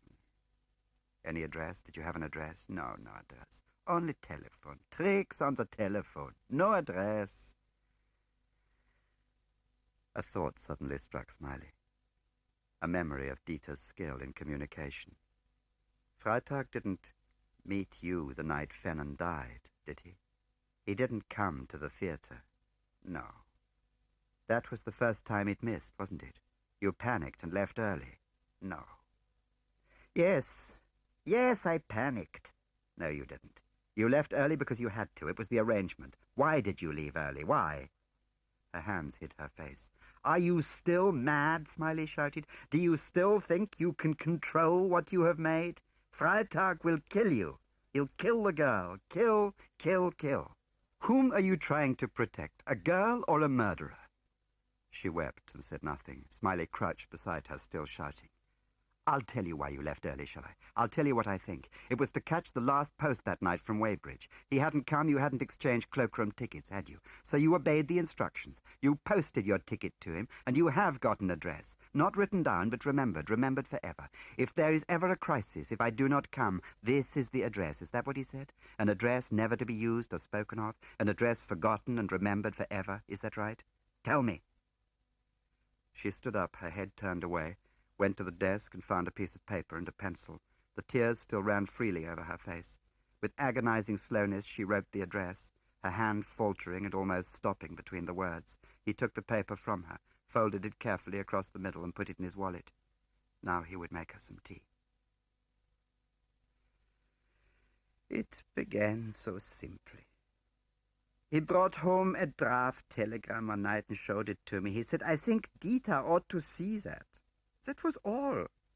I couldn't believe it to begin with. That he was a spy, I mean. Because he was, wasn't he? And gradually I realized. They began to ask for special things. The music case I got from Freitag began to contain orders, and sometimes money. I said to him, look at what they are sending you. Do you want this? We didn't know what to do with the money. In the end, we gave it away mostly. I don't know why. Dieter was very angry that winter when I told him. What winter was that? The second winter with Dieter. 1956 in Mürren. We met him first in January 55. That was when it began. And shall I tell you something? Hungary made no difference to Samuel. Not a tiny bit of difference. Dieter was frightened about him then, I know, because Freitag told me. When Fennan gave me the things to take to Weybridge that November, I nearly went mad. I shouted at him. Can't you see it's the same? The same guns, the same children dying in the streets. Only the dream has changed. The blood is the same color. Is that what you want? I asked him. Would you do this for Germans too? It's me who lies in the gutter. Will you let them do it to me? But he just said, "No, Elsa, this is different." And I went on taking the music case. Do you understand? Yes, I know. I understand. I saw it too, a little of it. Dieter said that you had. Dieter said that? Yeah, to Freitag. He told Freitag you were a very clever man. You once deceived Dieter before the war. It was only long afterwards that he found out. That's what Freitag said. He said you were the best he'd ever met. When did Freitag tell you that? She looked at him for a long time. He had never seen in any face such hopeless misery. Why, isn't it obvious? The night he murdered Samuel. It was Dieter, then, who saw me in the park with Fennan. Yes. And thought? Yes, thought that Samuel had betrayed him, and told Freitag to kill Samuel. And the anonymous letter? I don't know. I don't know who wrote it. Someone who knew Samuel, I suppose. Someone from the office who watched him and knew. Or from Oxford, from the party. I don't know. Samuel didn't know either. But the suicide letter? She looked at him and her face crumpled. She was almost weeping again. She bowed her head. I wrote it. Freitag brought the paper and I wrote it. The signature was already there. Samuel's signature. Smiley went over to her, sat beside her on the sofa, and took her hand. She turned on him in a fury and began screaming at him. Take your hands off me. Do you think I'm yours because I don't belong to them? Go away. She sat there, shivering as if from cold. As he reached the door, he looked back. There were no tears in her eyes. Mendel was waiting in the car. They arrived at Mitcham at lunchtime. Peter Gwillim was there before them. "Well, children, what's the news?" Smiley handed him the piece of paper from his wallet. "There was an emergency number, too, Primrose 9747. You better check it out, but I'm not hopeful of that either." Peter disappeared into the hall and began telephoning. Mendel busied himself in the kitchen and returned 10 minutes later with beer, bread, and cheese on a tray. Gwillim came back and sat down without saying anything. He looked worried. "Well," he said at last. "What did she say, George?" Mendel cleared away as Smiley finished the account of his interview that morning. "I see," said Gwillim. "How very worrying. Well, that's it, George. I shall have to put this on paper today, and I'll have to go to Maston at once. Catching dead spies is a poor game, really, and causes a lot of unhappiness." "What access did he have at the FO?" asked Smiley. "Recently, a lot. That's why they felt he should be interviewed, as you know." "What kind of stuff, mainly?" "I don't know yet. He was on an Asian desk until a few months ago, but his new job was different. American, I seem to remember. Peter, have you thought at all why they wanted to kill Fennan so much? I mean, supposing he had betrayed them as they thought, why kill him? They'd nothing to gain." No, I suppose they hadn't. That does need some explaining, come to think of it. Or does it? Suppose Fuchs or McLean had betrayed them, I wonder. What would have happened? Suppose they had reason to fear a chain reaction, not just here, but in America, all over the world. Wouldn't they kill him to prevent that? There's so much we shall just never know. "Like the 8:30 call," said Smiley. "Cheerio. Hang on till I ring you, will you? Maston's bound to want to see you. They'll be running down the corridors when I tell them the glad news. I shall have to wear the special grin I reserved for bearing really disastrous tidings." Mendel saw him out and then returned to the drawing room. "Best thing you can do is put your feet up. You look a ruddy mess, you do." Either Munt is here or he's not, thought Smiley, as he lay on the bed in his waistcoat, his hands linked under his head. If he's not, we're finished. It will be for Maston to decide what to do with Elsa Fennan, and my guess is he'll do nothing. If Munt is here, it's because he has unfinished business. And if I was in Dieter's shoes, I'd be worried sick about Elsa Fennan. The pigeon girl is immaterial. Without Elsa to fill in the gaps, she presents no serious danger. She was not a conspirator, and there's no reason why she should particularly remember Elsa's friend at the theatre. No, Elsa constitutes the real danger. The telephone was ringing in the hall. "George, it's Peter. No joy with the address or the telephone number. Dead end." "What do you mean?" "The telephone number and the address both led to the same place. Furnished apartment in Highgate Village." "Well?" "Rented by a pilot in Luft Europa. He paid his 2 months' rent on the 5th of January and hasn't come back since. Damn. The landlady remembers Munt quite well, the pilot's friend. A nice, polite gentleman he was for a German, very open-handed. He used to sleep on the sofa quite often. I dug around at Dieter's flat, too. Another lemon. He left on the 4th of January, didn't tell the milkman. What about his mail? He never received any apart from bills. I also had a look at Comrade Munt's little nest, a couple of rooms over the steel mission. The furniture went out with the rest of the stuff, sorry. I see. I'll tell you an odd thing, though, George. You remember I thought I might get on to Fennan's personal possessions, wallet, notebook, and so on, from the police? Yes. Well, I did. His diary's got Dieter's full name entered in the address section with the mission telephone number against it. Bloody cheek. It's more than that. It's lunacy. Good Lord. Then for the 4th of January, the entry reads, Smiley C.A., ring 8:30. That was corroborated by an entry for the 3rd, which ran, request call for Wednesday morning. There's your mysterious call. Still unexplained. George, I sent Felix Taverner round to the FO to do some ferreting. It's worse than we feared in one way, but better in another. Why? Well, Taverner got his hands on the registry schedules for the last 2 years. He was able to work out what files have been marked to Fennan's section. Where a file was particularly requested by that section, they still have a requisition form. I'm listening. Felix found that 3 or 4 files were usually marked into Fennan on a Friday afternoon and marked out again on Monday morning. The inference is that he took the stuff home at weekends. Oh, my Lord. But the odd thing is, George, that during the last 6 months, since his posting, in fact, he tended to take home unclassified stuff which wouldn't have been of interest to anyone. But it was during the last months that he began dealing mainly with secret files. He could take home anything he wanted. I know, but he didn't. In fact, you'd almost say it was deliberate. Windy, I suppose. So he ought to be if he puts his controller's name in his diary. And make what you like of this. He'd arranged at the FO to take a day off on the 4th, the day after he died. Rather an event, apparently. He was a glutton for work, they say. Thanks for ringing, Peter. Be seeing you, dear boy. Keep your head down. Smiley replaced the receiver and wondered where Mendel was. Then he caught sight of him through the window wearing his gardening hat, hacking savagely with a pickaxe at a tree stump in the front garden. The telephone began ringing again. George, sorry to bother you again. About Munt. Yes. Flew to Berlin last night by BEA. Travelled under another name, but was easily identified by the air hostess. That seems to be that. Hard luck, chum.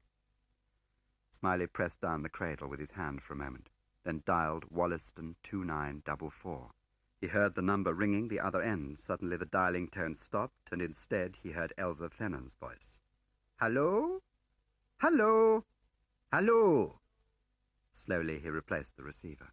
She was alive. Why on earth now? Why should Munt go home now, 5 weeks after murdering Fennan, 3 weeks after murdering Scar? Why had he eliminated the lesser danger, Scar, and left Elsa Fennan unharmed, neurotic and embittered, liable at any moment to throw aside her own safety and tell the whole story? Nothing made sense. Nothing. Fennan himself, brilliant, fluent, and attractive, had deceived so naturally, so expertly. Smiley had really liked him. Why then had this practiced deceiver made the incredible blunder of putting Dieter's name in his diary and shown so little judgment or interest in the selection of intelligence? Smiley went upstairs to pack the few possessions which Mendel had collected for him from Bywater Street. It was all over. He stood on his doorstep in Bywater Street and put down his suitcase, fumbling for his latchkey. As he opened the door, he recalled how Munt had stood there looking at him, those very pale blue eyes, calculating and steady. Smiley had deliberately left no forwarding address, and a heap of mail lay on the doormat. He picked it up, put it on the hall table, and began opening doors and peering about him, a puzzled, lost expression on his face. The house was strange to him, cold and musty. As he moved slowly from one room to another, he began for the first time to realize how empty his life had become. He looked for matches to light the gas fire, but there were none.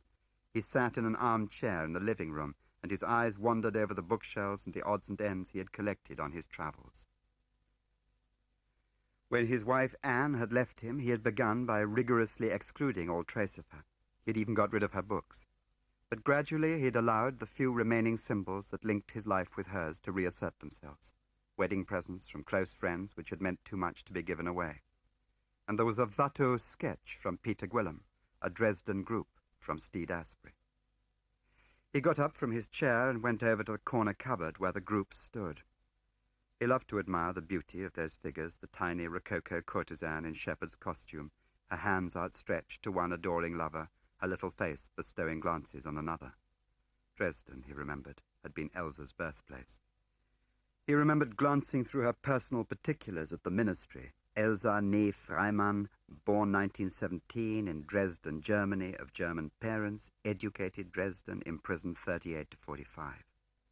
She might have been like this shepherdess, round-bosomed and pretty, but the body had been broken with hunger so that it was frail and ugly, like the carcass of a tiny bird. He could picture her on the terrible night when she found her husband's murderer standing by his body, hear her breathless, sobbing explanation of why Fennan had been in the park with Smiley, and Munt, unmoved, explaining and reasoning, compelling her finally to conspire once more against her will in this most dreadful and needless of crimes, dragging her to the telephone and forcing her to ring the theatre, leaving her finally tortured and exhausted to cope with the inquiries that were bound to follow, even to type that futile suicide letter over Fennan's signature. It was inhuman beyond belief, and he added to himself, for Munt, a fantastic risk. She had, of course, proved herself a reliable enough accomplice in the past, cool-headed and ironically more skillful than Fennan in the techniques of espionage. And heaven knows, for a woman who had been through such a night as that, her performance at their first meeting had been a marvel. As he stood gazing at the little shepherdess, poised eternally between her two admirers, Smiley realized dispassionately that there was another quite different solution to the case of Samuel Fennan, a solution which matched every detail of circumstance, reconciled the nagging inconsistencies apparent in Fennan's character. His heart beat faster, as with growing astonishment Smiley retold to himself the whole story, reconstructed scenes and incidents in the light of his discovery. Now he knew why Munt had left England that day, why Fennan chose so little that was of value to Dieter, had asked for the 8:30 call, and why his wife had escaped the systematic savagery of Munt. Now at last he knew who had written the anonymous letter. He went to the telephone and dialed Mendel's number. As soon as he had finished speaking to him, he rang Peter Gwillim. Then he put on his hat and coat and walked round the corner to Sloane Square. At a small newsagent's beside Peter Jones, he bought a picture postcard of Westminster Abbey. He made his way to the Underground station and travelled north to Highgate, where he got out. At the main post office, he bought a stamp and addressed the postcard in stiff continental capitals to Elsa Fennan. In the panel for correspondence, he wrote in spiky longhand, "Wish you were here." He posted the card and noted the time, after which he returned to Sloane Square. There was nothing more he could do. He felt curiously calm when the telephone rang the next morning. "George, it's Peter." The voice was urgent, almost triumphant. "George, she's bitten, I swear she has." "Peter, you're taking this gently, aren't you?" "Gentle as the wind, dear boy. I think she's losing her head, moving like a greyhound." Smiley rang off. He picked up his Times and began studying the theatre column. He must be right. He must be. Later the same day, the front doorbell rang, and Mendel and Gwillim came in, grinning cheerfully, ravenously hungry. "Hook, line, and sinker," said Gwillim. "But let Mendel tell you." Mendel recounted his story precisely and accurately. She caught the 9:52 to Victoria. Then she took a taxi to Hammersmith, got out of the Broadway and walked to the Sheridan Theatre. The box office was open and I ducked in behind her and joined the queue. She bought 2 rear stalls for next Thursday, Road T, 27 and 28. When she got outside the theatre, she put 1 ticket in an envelope and posted it. What did she do after that? Went straight back to Victoria. We left her to it. What do we do now? Smiley blinked and gazed earnestly into Mendel's grey face. "Oh, we booked tickets for Thursday's performance at the Sheridan." The Sheridans' three-act production of Edward II was played to a full house. Gwilym and Mendel sat in adjacent seats at the extreme end of the circle, which formed a wide U facing the stage. The left-hand end of the circle afforded a view of the rear stalls, which were otherwise concealed. An empty seat separated Gwilym from a party of young students, buzzing with anticipation. They looked down thoughtfully on a restless sea of bobbing heads and fluttering programs, stirring in sudden waves as later arrivals took their places. The scene reminded Gwilym of an oriental dance where the tiny gestures of hand and foot animate a motionless body.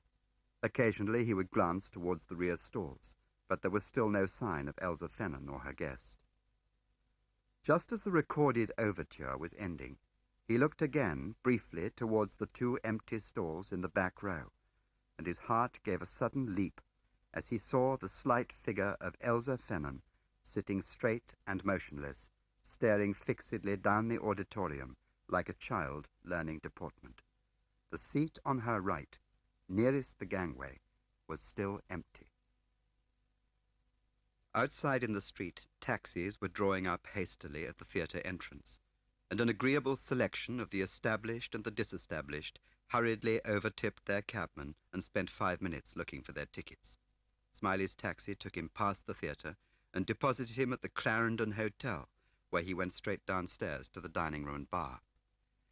"I'm expecting a call any moment," he said. "My name's Savage. You'll let me know, won't you?" The barman turned to the telephone behind him and spoke to the receptionist. "And a small whiskey and soda, please. You'll have one yourself?" "Oh, thank you, sir. I never touch it." The curtain rose on a dimly lit stage, and Gwilym, peering towards the back of the auditorium, tried at first without success to penetrate the sudden darkness. Gradually his eyes became used to the faint glow cast by the emergency lamps, until he could just discern Elsa in the half-light and still the empty seat beside her. Only a low partition separated the rear stalls from the gangway which ran along the back of the auditorium, and behind it were several doors leading to the foyer, bar, and cloakrooms. For a moment one of these opened, and an oblique shaft of light was cast as if by design upon Elsa Fennan, illuminating with a thin line one side of her face, making its hollows black by contrast. She inclined her head slightly, as if listening to something behind her, half rose in her seat, then sat down again, deceived, and resumed her former attitude. Gwilym felt Mendel's hand on his arm, turned and saw his lean face thrust forward, looking past him. Following Mendel's gaze, he peered down into the well of the theatre, where a tall figure was slowly making his way towards the back of the stalls. He was an impressive sight, erect and handsome, a lock of black hair tumbling over his brow. It was he whom Mendel watched with such fascination, this elegant giant limping up the gangway. There was something different about him, something arresting and disturbing. Through his glasses, Gwilym watched his slow and deliberate progress, admired the grace and measure of his uneven walk. He was a man apart, a man you remember, a man who strikes a chord deep in your experience, a man with a gift of universal familiarity. To Gwilym he was a living component of all our romantic dreams. He stood at the mast with Conrad, sought the lost Greece with Byron, and with Goethe visited the shades of classical and medieval hells. As he walked, thrusting his good leg forward, there was a defiance, a command, that could not go unheeded. Gwilym noticed how heads turned in the audience, and eyes followed him obediently. Pushing past Mendel, Gwilym stepped quickly through the emergency exit into the corridor behind. He followed the corridor down some steps and arrived at last at the foyer. The box office had closed down, but the girl was still poring hopelessly over a page of laboriously compiled figures, covered with alterations and erasions. "Excuse me," said Gwilym. I must use your telephone. It's urgent. Do you mind?" "Shh!" She waved her pencil at him impatiently without looking up. Her hair was mousy, her oily skin glistened from the fatigue of late nights and a diet of chipped potatoes. Gwilym waited a moment, wondering how long it would be before she found a solution to that tangle of spidery numerals which would match the pile of notes and silver in the open cash box beside her. "Listen. I'm a police officer. There's a couple of heroes upstairs who are after your cash. Now, will you please let me use that telephone? Oh, Lord, she said in a tired voice, and looked at him for the first time. She wore glasses and was very plain. She was neither alarmed nor impressed. I wish they'd perishing well take the money. Sends me up the wall. Pushing her accounts to one side, she opened a door beside the little kiosk, and Gwilym squeezed in. Hardly decent, is it? The girl said with a grin. Her voice was nearly cultured, probably a London undergraduate earning pin money, thought Gwilym. He rang the Clarendon and asked for Mr. Savage. Almost immediately he heard Smiley's voice. He's here, said Gwilym. Been here all the time. Must have bought an extra ticket. He was sitting in the front stalls. Mendel suddenly spotted him limping up the aisle. Limping? Yes, it's not Munt. It's the other one, Dieter. Smiley did not reply, and after a moment Gwilym said, George, are you there? We've had it, I'm afraid, Peter. We've got nothing against Fry. Call the men off. They won't find Munt tonight. Is the first act over yet? Must be coming up for the interval. I'll be around in 20 minutes. Hang on to Elsa like grim death. If they leave and separate, Mendel's to stick to Dieter. You stay in the foyer for the last act in case they leave early. Gwilym replaced the receiver and turned to the girl. Thanks, he said, and put 4 pennies on her desk. She hastily gathered them together and pressed them firmly into his hand. For God's sake, she said, don't add to my troubles. He went outside into the street and spoke to a plainclothes man loitering on the pavement. Then he hurried back and rejoined Mendel as the curtain fell on the first act. Elsa and Dieter were sitting side by side. They were talking happily together, Dieter laughing.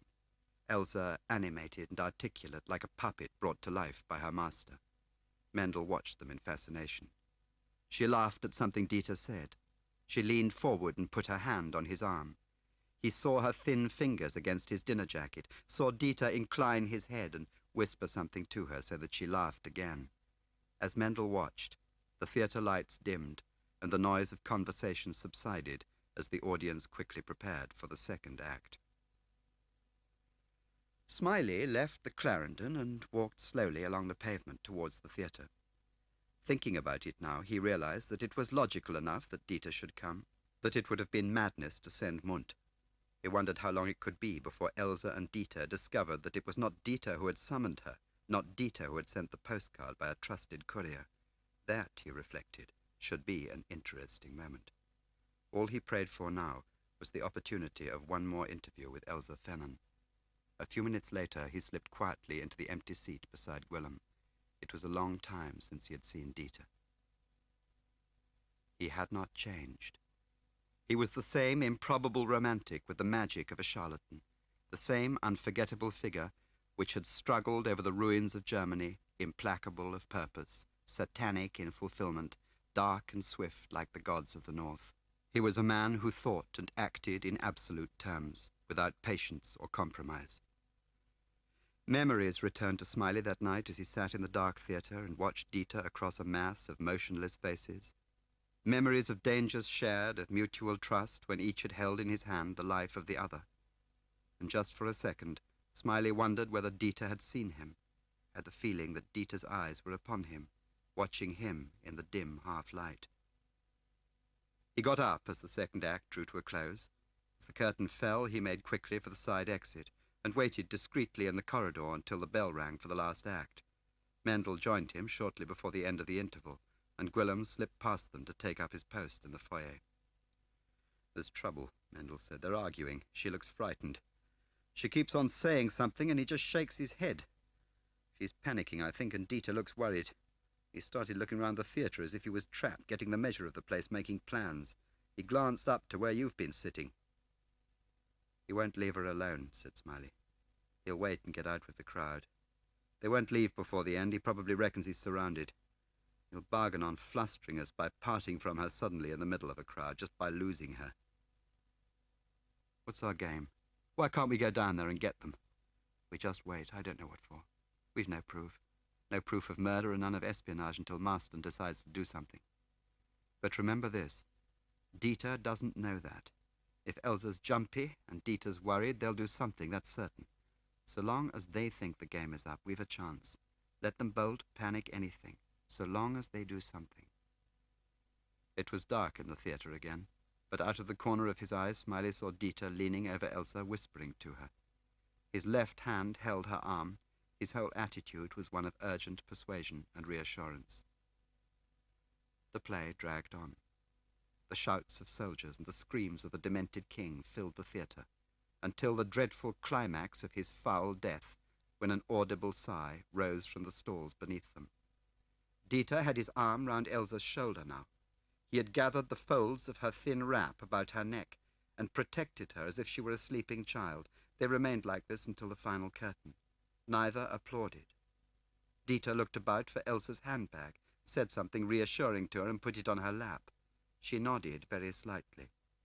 A warning roll of the drums brought the audience to its feet for the national anthem.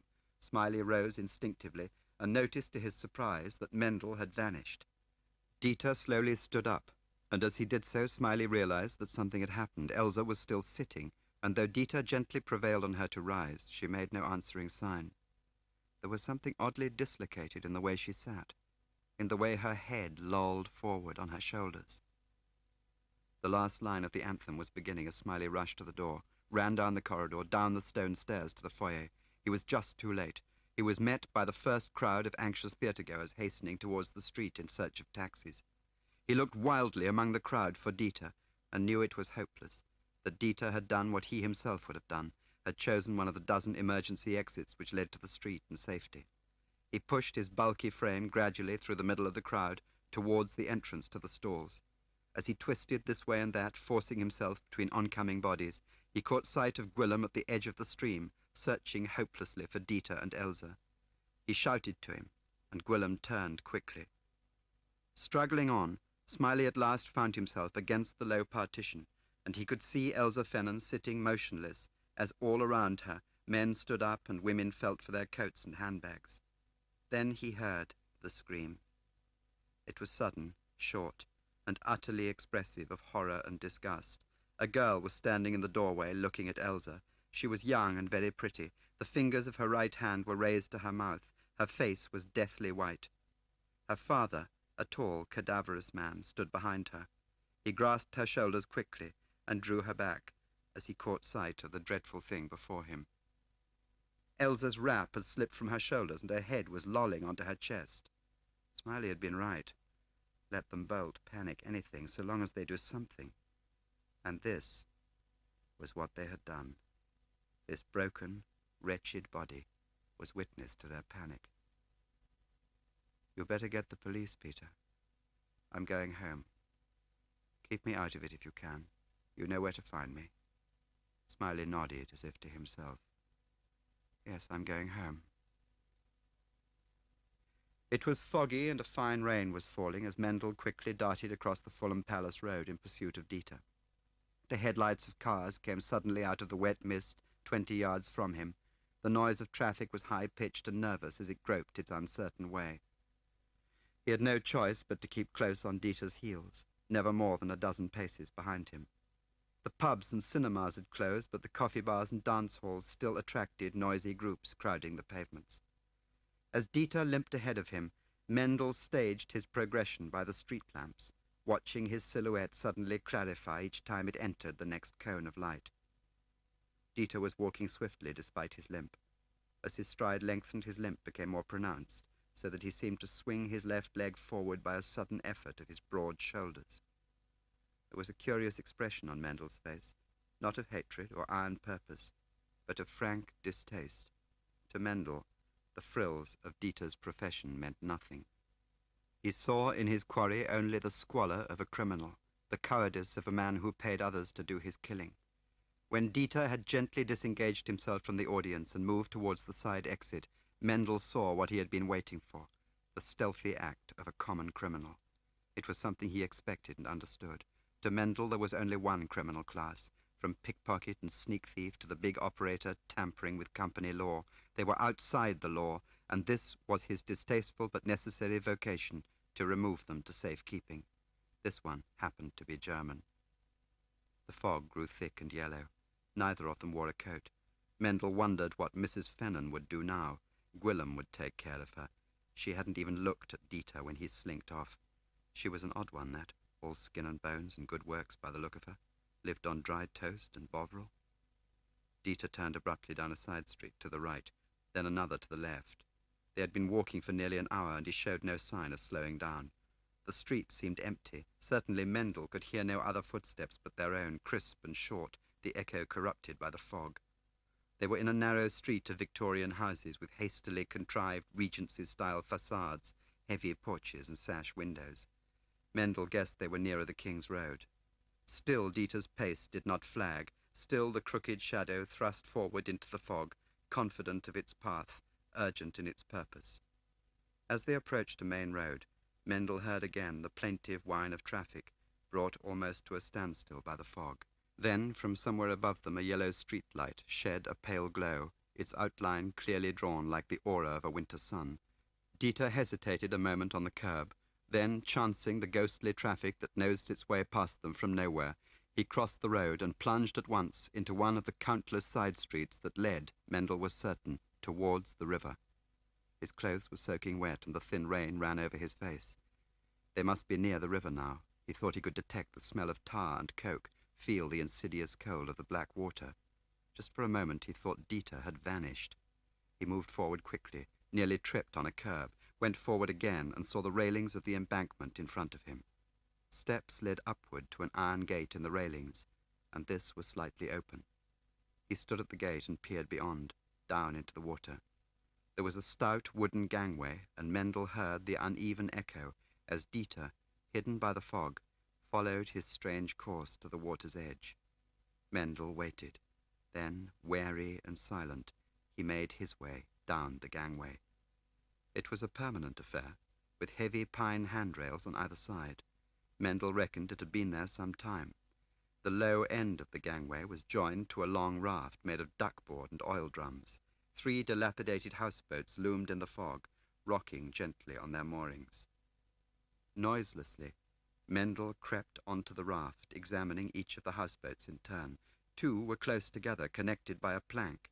The third was moored some 15 feet away, and a light was burning in her forward cabin. Mendel returned to the embankment, closing the iron gate carefully behind him. He walked slowly down the road, still uncertain of his bearings.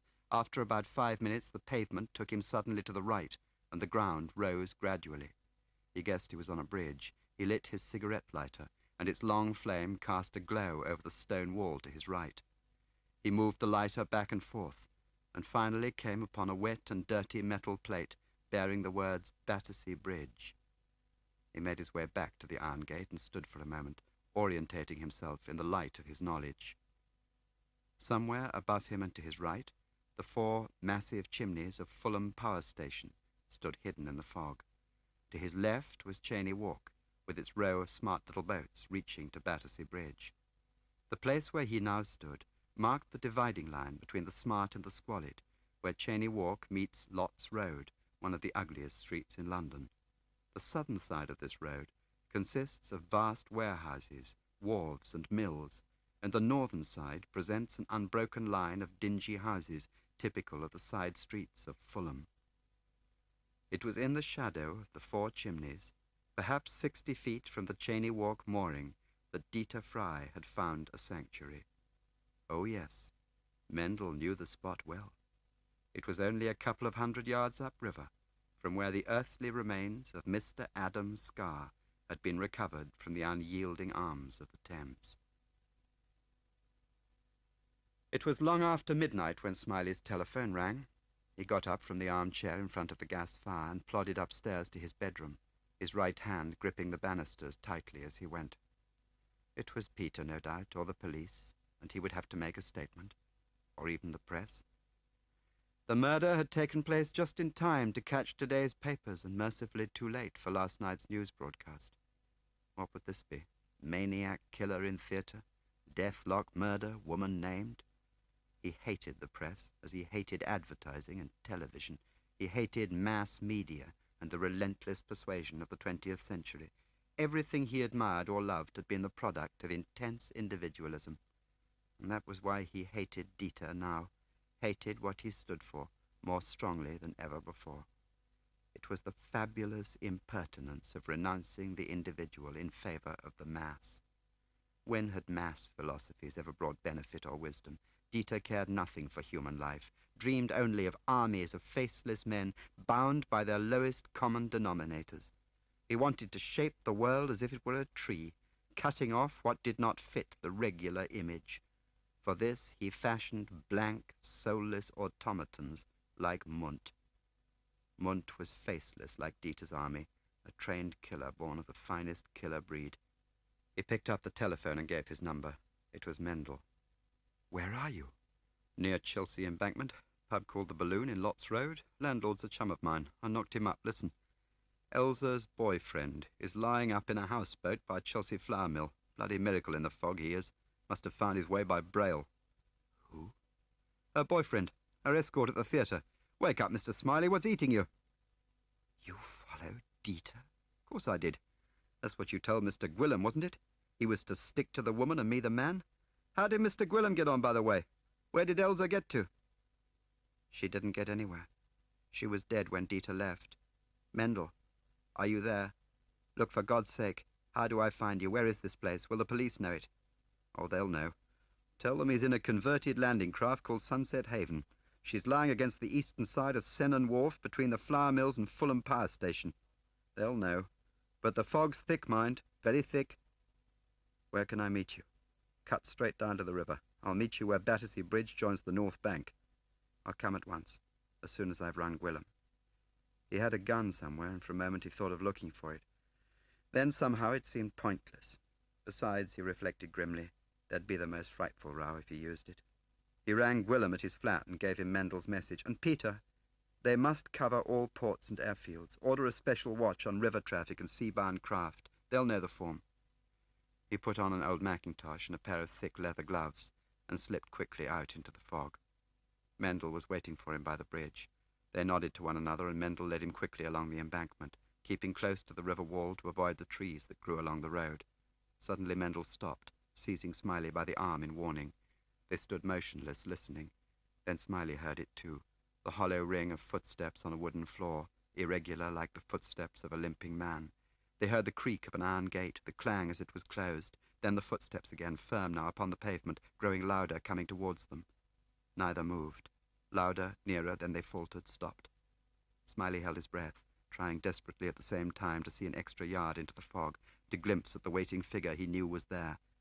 Then suddenly he came, rushing like a massive wild beast, bursting through them, knocking them apart like children and running on, lost again, the uneven echo fading in the distance.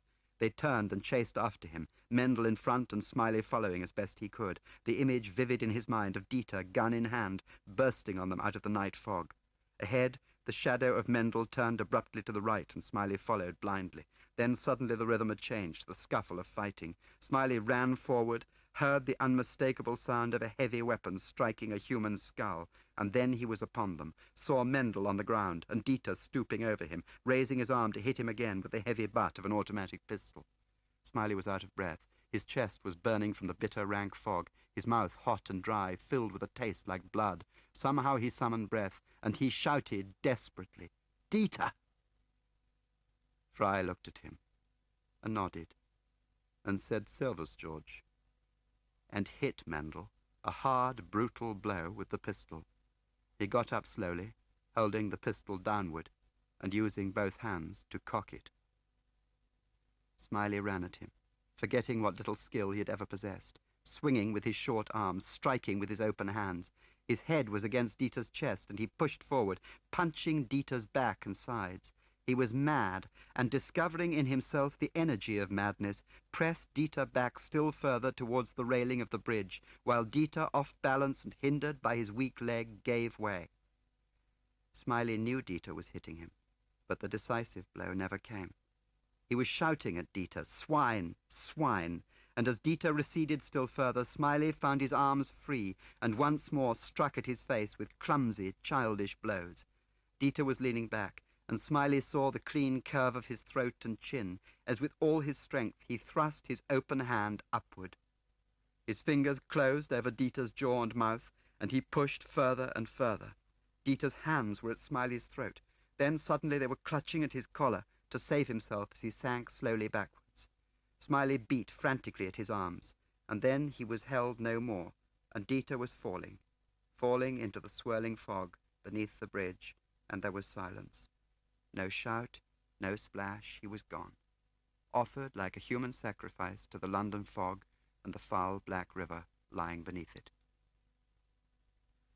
Smiley leant over the bridge, his head throbbing wildly, blood pouring from his nose, the fingers of his right hand feeling broken and useless. His gloves were gone. He looked down into the fog and could see nothing. "Dieter," he cried, in anguish. "Dieter!" He shouted again, but his voice choked and tears sprang to his eyes. "Oh, dear God, what have I done? Oh, Christ, Dieter, why didn't you stop me? Why didn't you hit me with a gun? Why didn't you shoot?"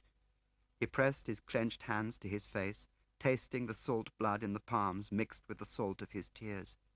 He leant back against the parapet and cried like a child, and somewhere beneath him a cripple dragged himself through the filthy water, lost and exhausted, yielding at last to the stenching blackness till it held him and drew him down. He woke to find Peter Gwillim sitting at the end of his bed, pouring out tea. "Ah, George, welcome home. It's 2 in the afternoon. And this morning?" "This morning, dear boy, you were carolling on Battersea Bridge with Comrade Mendel." "How is he?" "Mendel, I mean. Suitably ashamed of himself, recovering fast." "And Dieter?" "Dead." Gwillim handed him a cup of tea and some expensive homemade biscuits from Fortnum's. "How long have you been here, Peter?" "Well, we came here in a series of tactical bounds, as it were. The first was to Chelsea Hospital, where they licked your wounds and gave you a fairly substantial tranquilizer. Then we came back here and I put you to bed. That was disgusting. Then I did a spot of telephoning and, so to speak, went round with a pointed stick tidying up the mess. I looked in on you now and then, Cupid and Psyche. You were either snoring like a saddlebag or reciting Webster." "God. Duchess of Malfi, I think it was. I bade thee, when I was distracted of my wits, go kill my dearest friend, and thou hast done it." Dreadful nonsense, George, I'm afraid. "How did the police find us, Mendel and me?" "George, you may not know it, but you were bellowing pejoratives at Dieter as if—" "Oh, yes. Yes, of course. And you heard." "We heard." "What about Maston? What does Maston say about all this?" "I think he wants to see you. I have a message from him asking you to drop in as soon as you feel well enough." "I don't know what he thinks about it. Nothing at all, I should imagine." "What do you mean?" Gwillim poured out more tea. "Use your loaf, George. All 3 principals in this little fairy tale have now been eaten by bears. No secret information has been compromised for the last 6 months. Do you really think Maston wants to dwell on the details? Do you really think he is bursting to tell the Foreign Office the good tidings and admit we only catch spies when we trip over their dead bodies?" The front doorbell rang, and Gwillim went downstairs to answer it. In some alarm, Smiley heard him admit the visitor to the hall, then the subdued sound of voices, footsteps coming up the stairs. There was a knock on the door, and Maston came in. He was carrying an absurdly large bunch of flowers, and looked as though he had just been to a garden party. Smiley remembered it was Friday. No doubt he was going to Henley this weekend. He was grinning. He must have been grinning all the way up the stairs. "Well, George, in the wars again." "Yes, I'm afraid so. Another accident." He sat on the edge of the bed. There was a pause. "Now, you got my note, George?" "Yes." Another pause. "There has been talk of a new section in the department, George. We, your department, that is, feel we should devote more energy to technique research, with particular application to satellite espionage. That is also the Home Office view, I'm pleased to say. Gwillim has agreed to advise on terms of reference. I wonder if you'd take it on for us? Running it? I mean, with the necessary promotion, of course, and the option of extending your service after the statutory retirement age. Our personnel people are right behind me on this." "Well, thank you. Perhaps I could think about it, may I?" Of course. Of course." "When will you let me know? It may be necessary to take on some new men, and the question of space arises. Have the weekend to think about it, will you, and let me know on Monday? The secretary was quite willing for you to—" "Yes, I'll let you know. It's very good of you." "Not at all. Besides, I am only the advisor, you know, George. This is really an internal decision. I'm just the bringer of good news, George, my usual function of errand boy. Maston looked at Smiley hard for a minute, hesitated, and then said, I've put the ministers in the picture as far as is necessary. We discussed what action should be taken. The Home Secretary was also present. When was this? This morning. Some very grave issues were raised. We considered a protest to the East Germans and an extradition order for this man Munt. But we don't recognize East Germany. Precisely. That was the difficulty. It is, however, possible to lodge a protest with an intermediary, such as Russia. Such as Russia. In the event, however, certain factors militated against this, it was felt that publicity, whatever form it took, would ultimately rebound against the nation's interests. There is always considerable popular hostility in this country to the rearmament of Western Germany. It was felt that any evidence of German intrigue in Britain, whether inspired by the Russians or not, might encourage this hostility. There is, you see, no positive evidence that Fry was operating for the Russians. It might well be represented to the public that he was operating on his own account, or on behalf of a united Germany. I see. So far, very few people indeed are aware of the facts at all. That is most fortunate. On behalf of the police, the Home Secretary has tentatively agreed that they will do their part in playing the affair down as far as possible. Now, this man Mendel, what's he like, George? Is he trustworthy? Smiley hated Maston for that. Yes, he said. Good. Well, good. Well, I must get along. Anything you want at all, anything I can do. No, thank you. Gwilym is looking after me admirably. Maston reached the door. Well, good luck, George. Take the job if you can. He said this in a subdued voice, with a pretty sidelong smile, as if it meant rather a lot to him. Thank you for the flowers, said Smiley. A few days later, Smiley, Mendel, and Gwilym were sitting again in the little restaurant in Chelsea. They sat at the same table as before. Mendel looked a shade sallower, a shade older. He scarcely spoke during the meal, handling his knife and fork with the same careful precision which he applied to any task. Gwilym supplied most of the conversation, for Smiley too was less talkative than usual. They were at ease in their companionship, and no one felt unduly the need to speak. Why did she do it? Mendel asked suddenly. Oh, I think I know, but we can only guess. I think she dreamed of a world without conflict, ordered and preserved by the new doctrine. I once angered her, you see, and she shouted at me, I'm the wandering Jewess, she said. The no-man's land, the battlefield of your toy soldiers. As she saw the new Germany rebuilt in the image of the old, as she saw the plump pride return, as she put it, I think it was just too much for her. I think she looked at the futility of her suffering and the prosperity of her persecutors, and she rebelled. 5 years ago, she told me, they met Dieter on a skiing holiday in Germany. By that time, the re-establishment of Germany as a prominent Western power was well underway.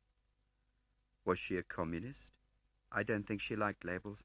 I think she wanted to help build one society which could live without conflict. Peace is a dirty word now, isn't it? I think she wanted peace. And Dieter? Asked Gwilym. God knows what Dieter wanted. Honor, I think, and a socialist world. They dreamed of peace and freedom. Now they're murderers and spies. Christ almighty, said Mendel. Smiley was silent again, looking into his glass. At last he said, I can't expect you to understand. You only saw the end of Dieter. I saw the beginning. He went the full circle. I don't think he ever got over being a traitor in the war. He had to put it right. He was one of those world builders who seemed to do nothing but destroy. That's all. Gwilym gracefully intervened. What about the 8:30 call, George? Oh, I think it's pretty obvious. Fennan wanted to see me at Marlow, and he'd taken a day's leave. He can't have told Elsa he was having a day off, or she'd have tried to explain it away to me. He staged a phone call to give himself an excuse for going to Marlow. That's my guess, anyway.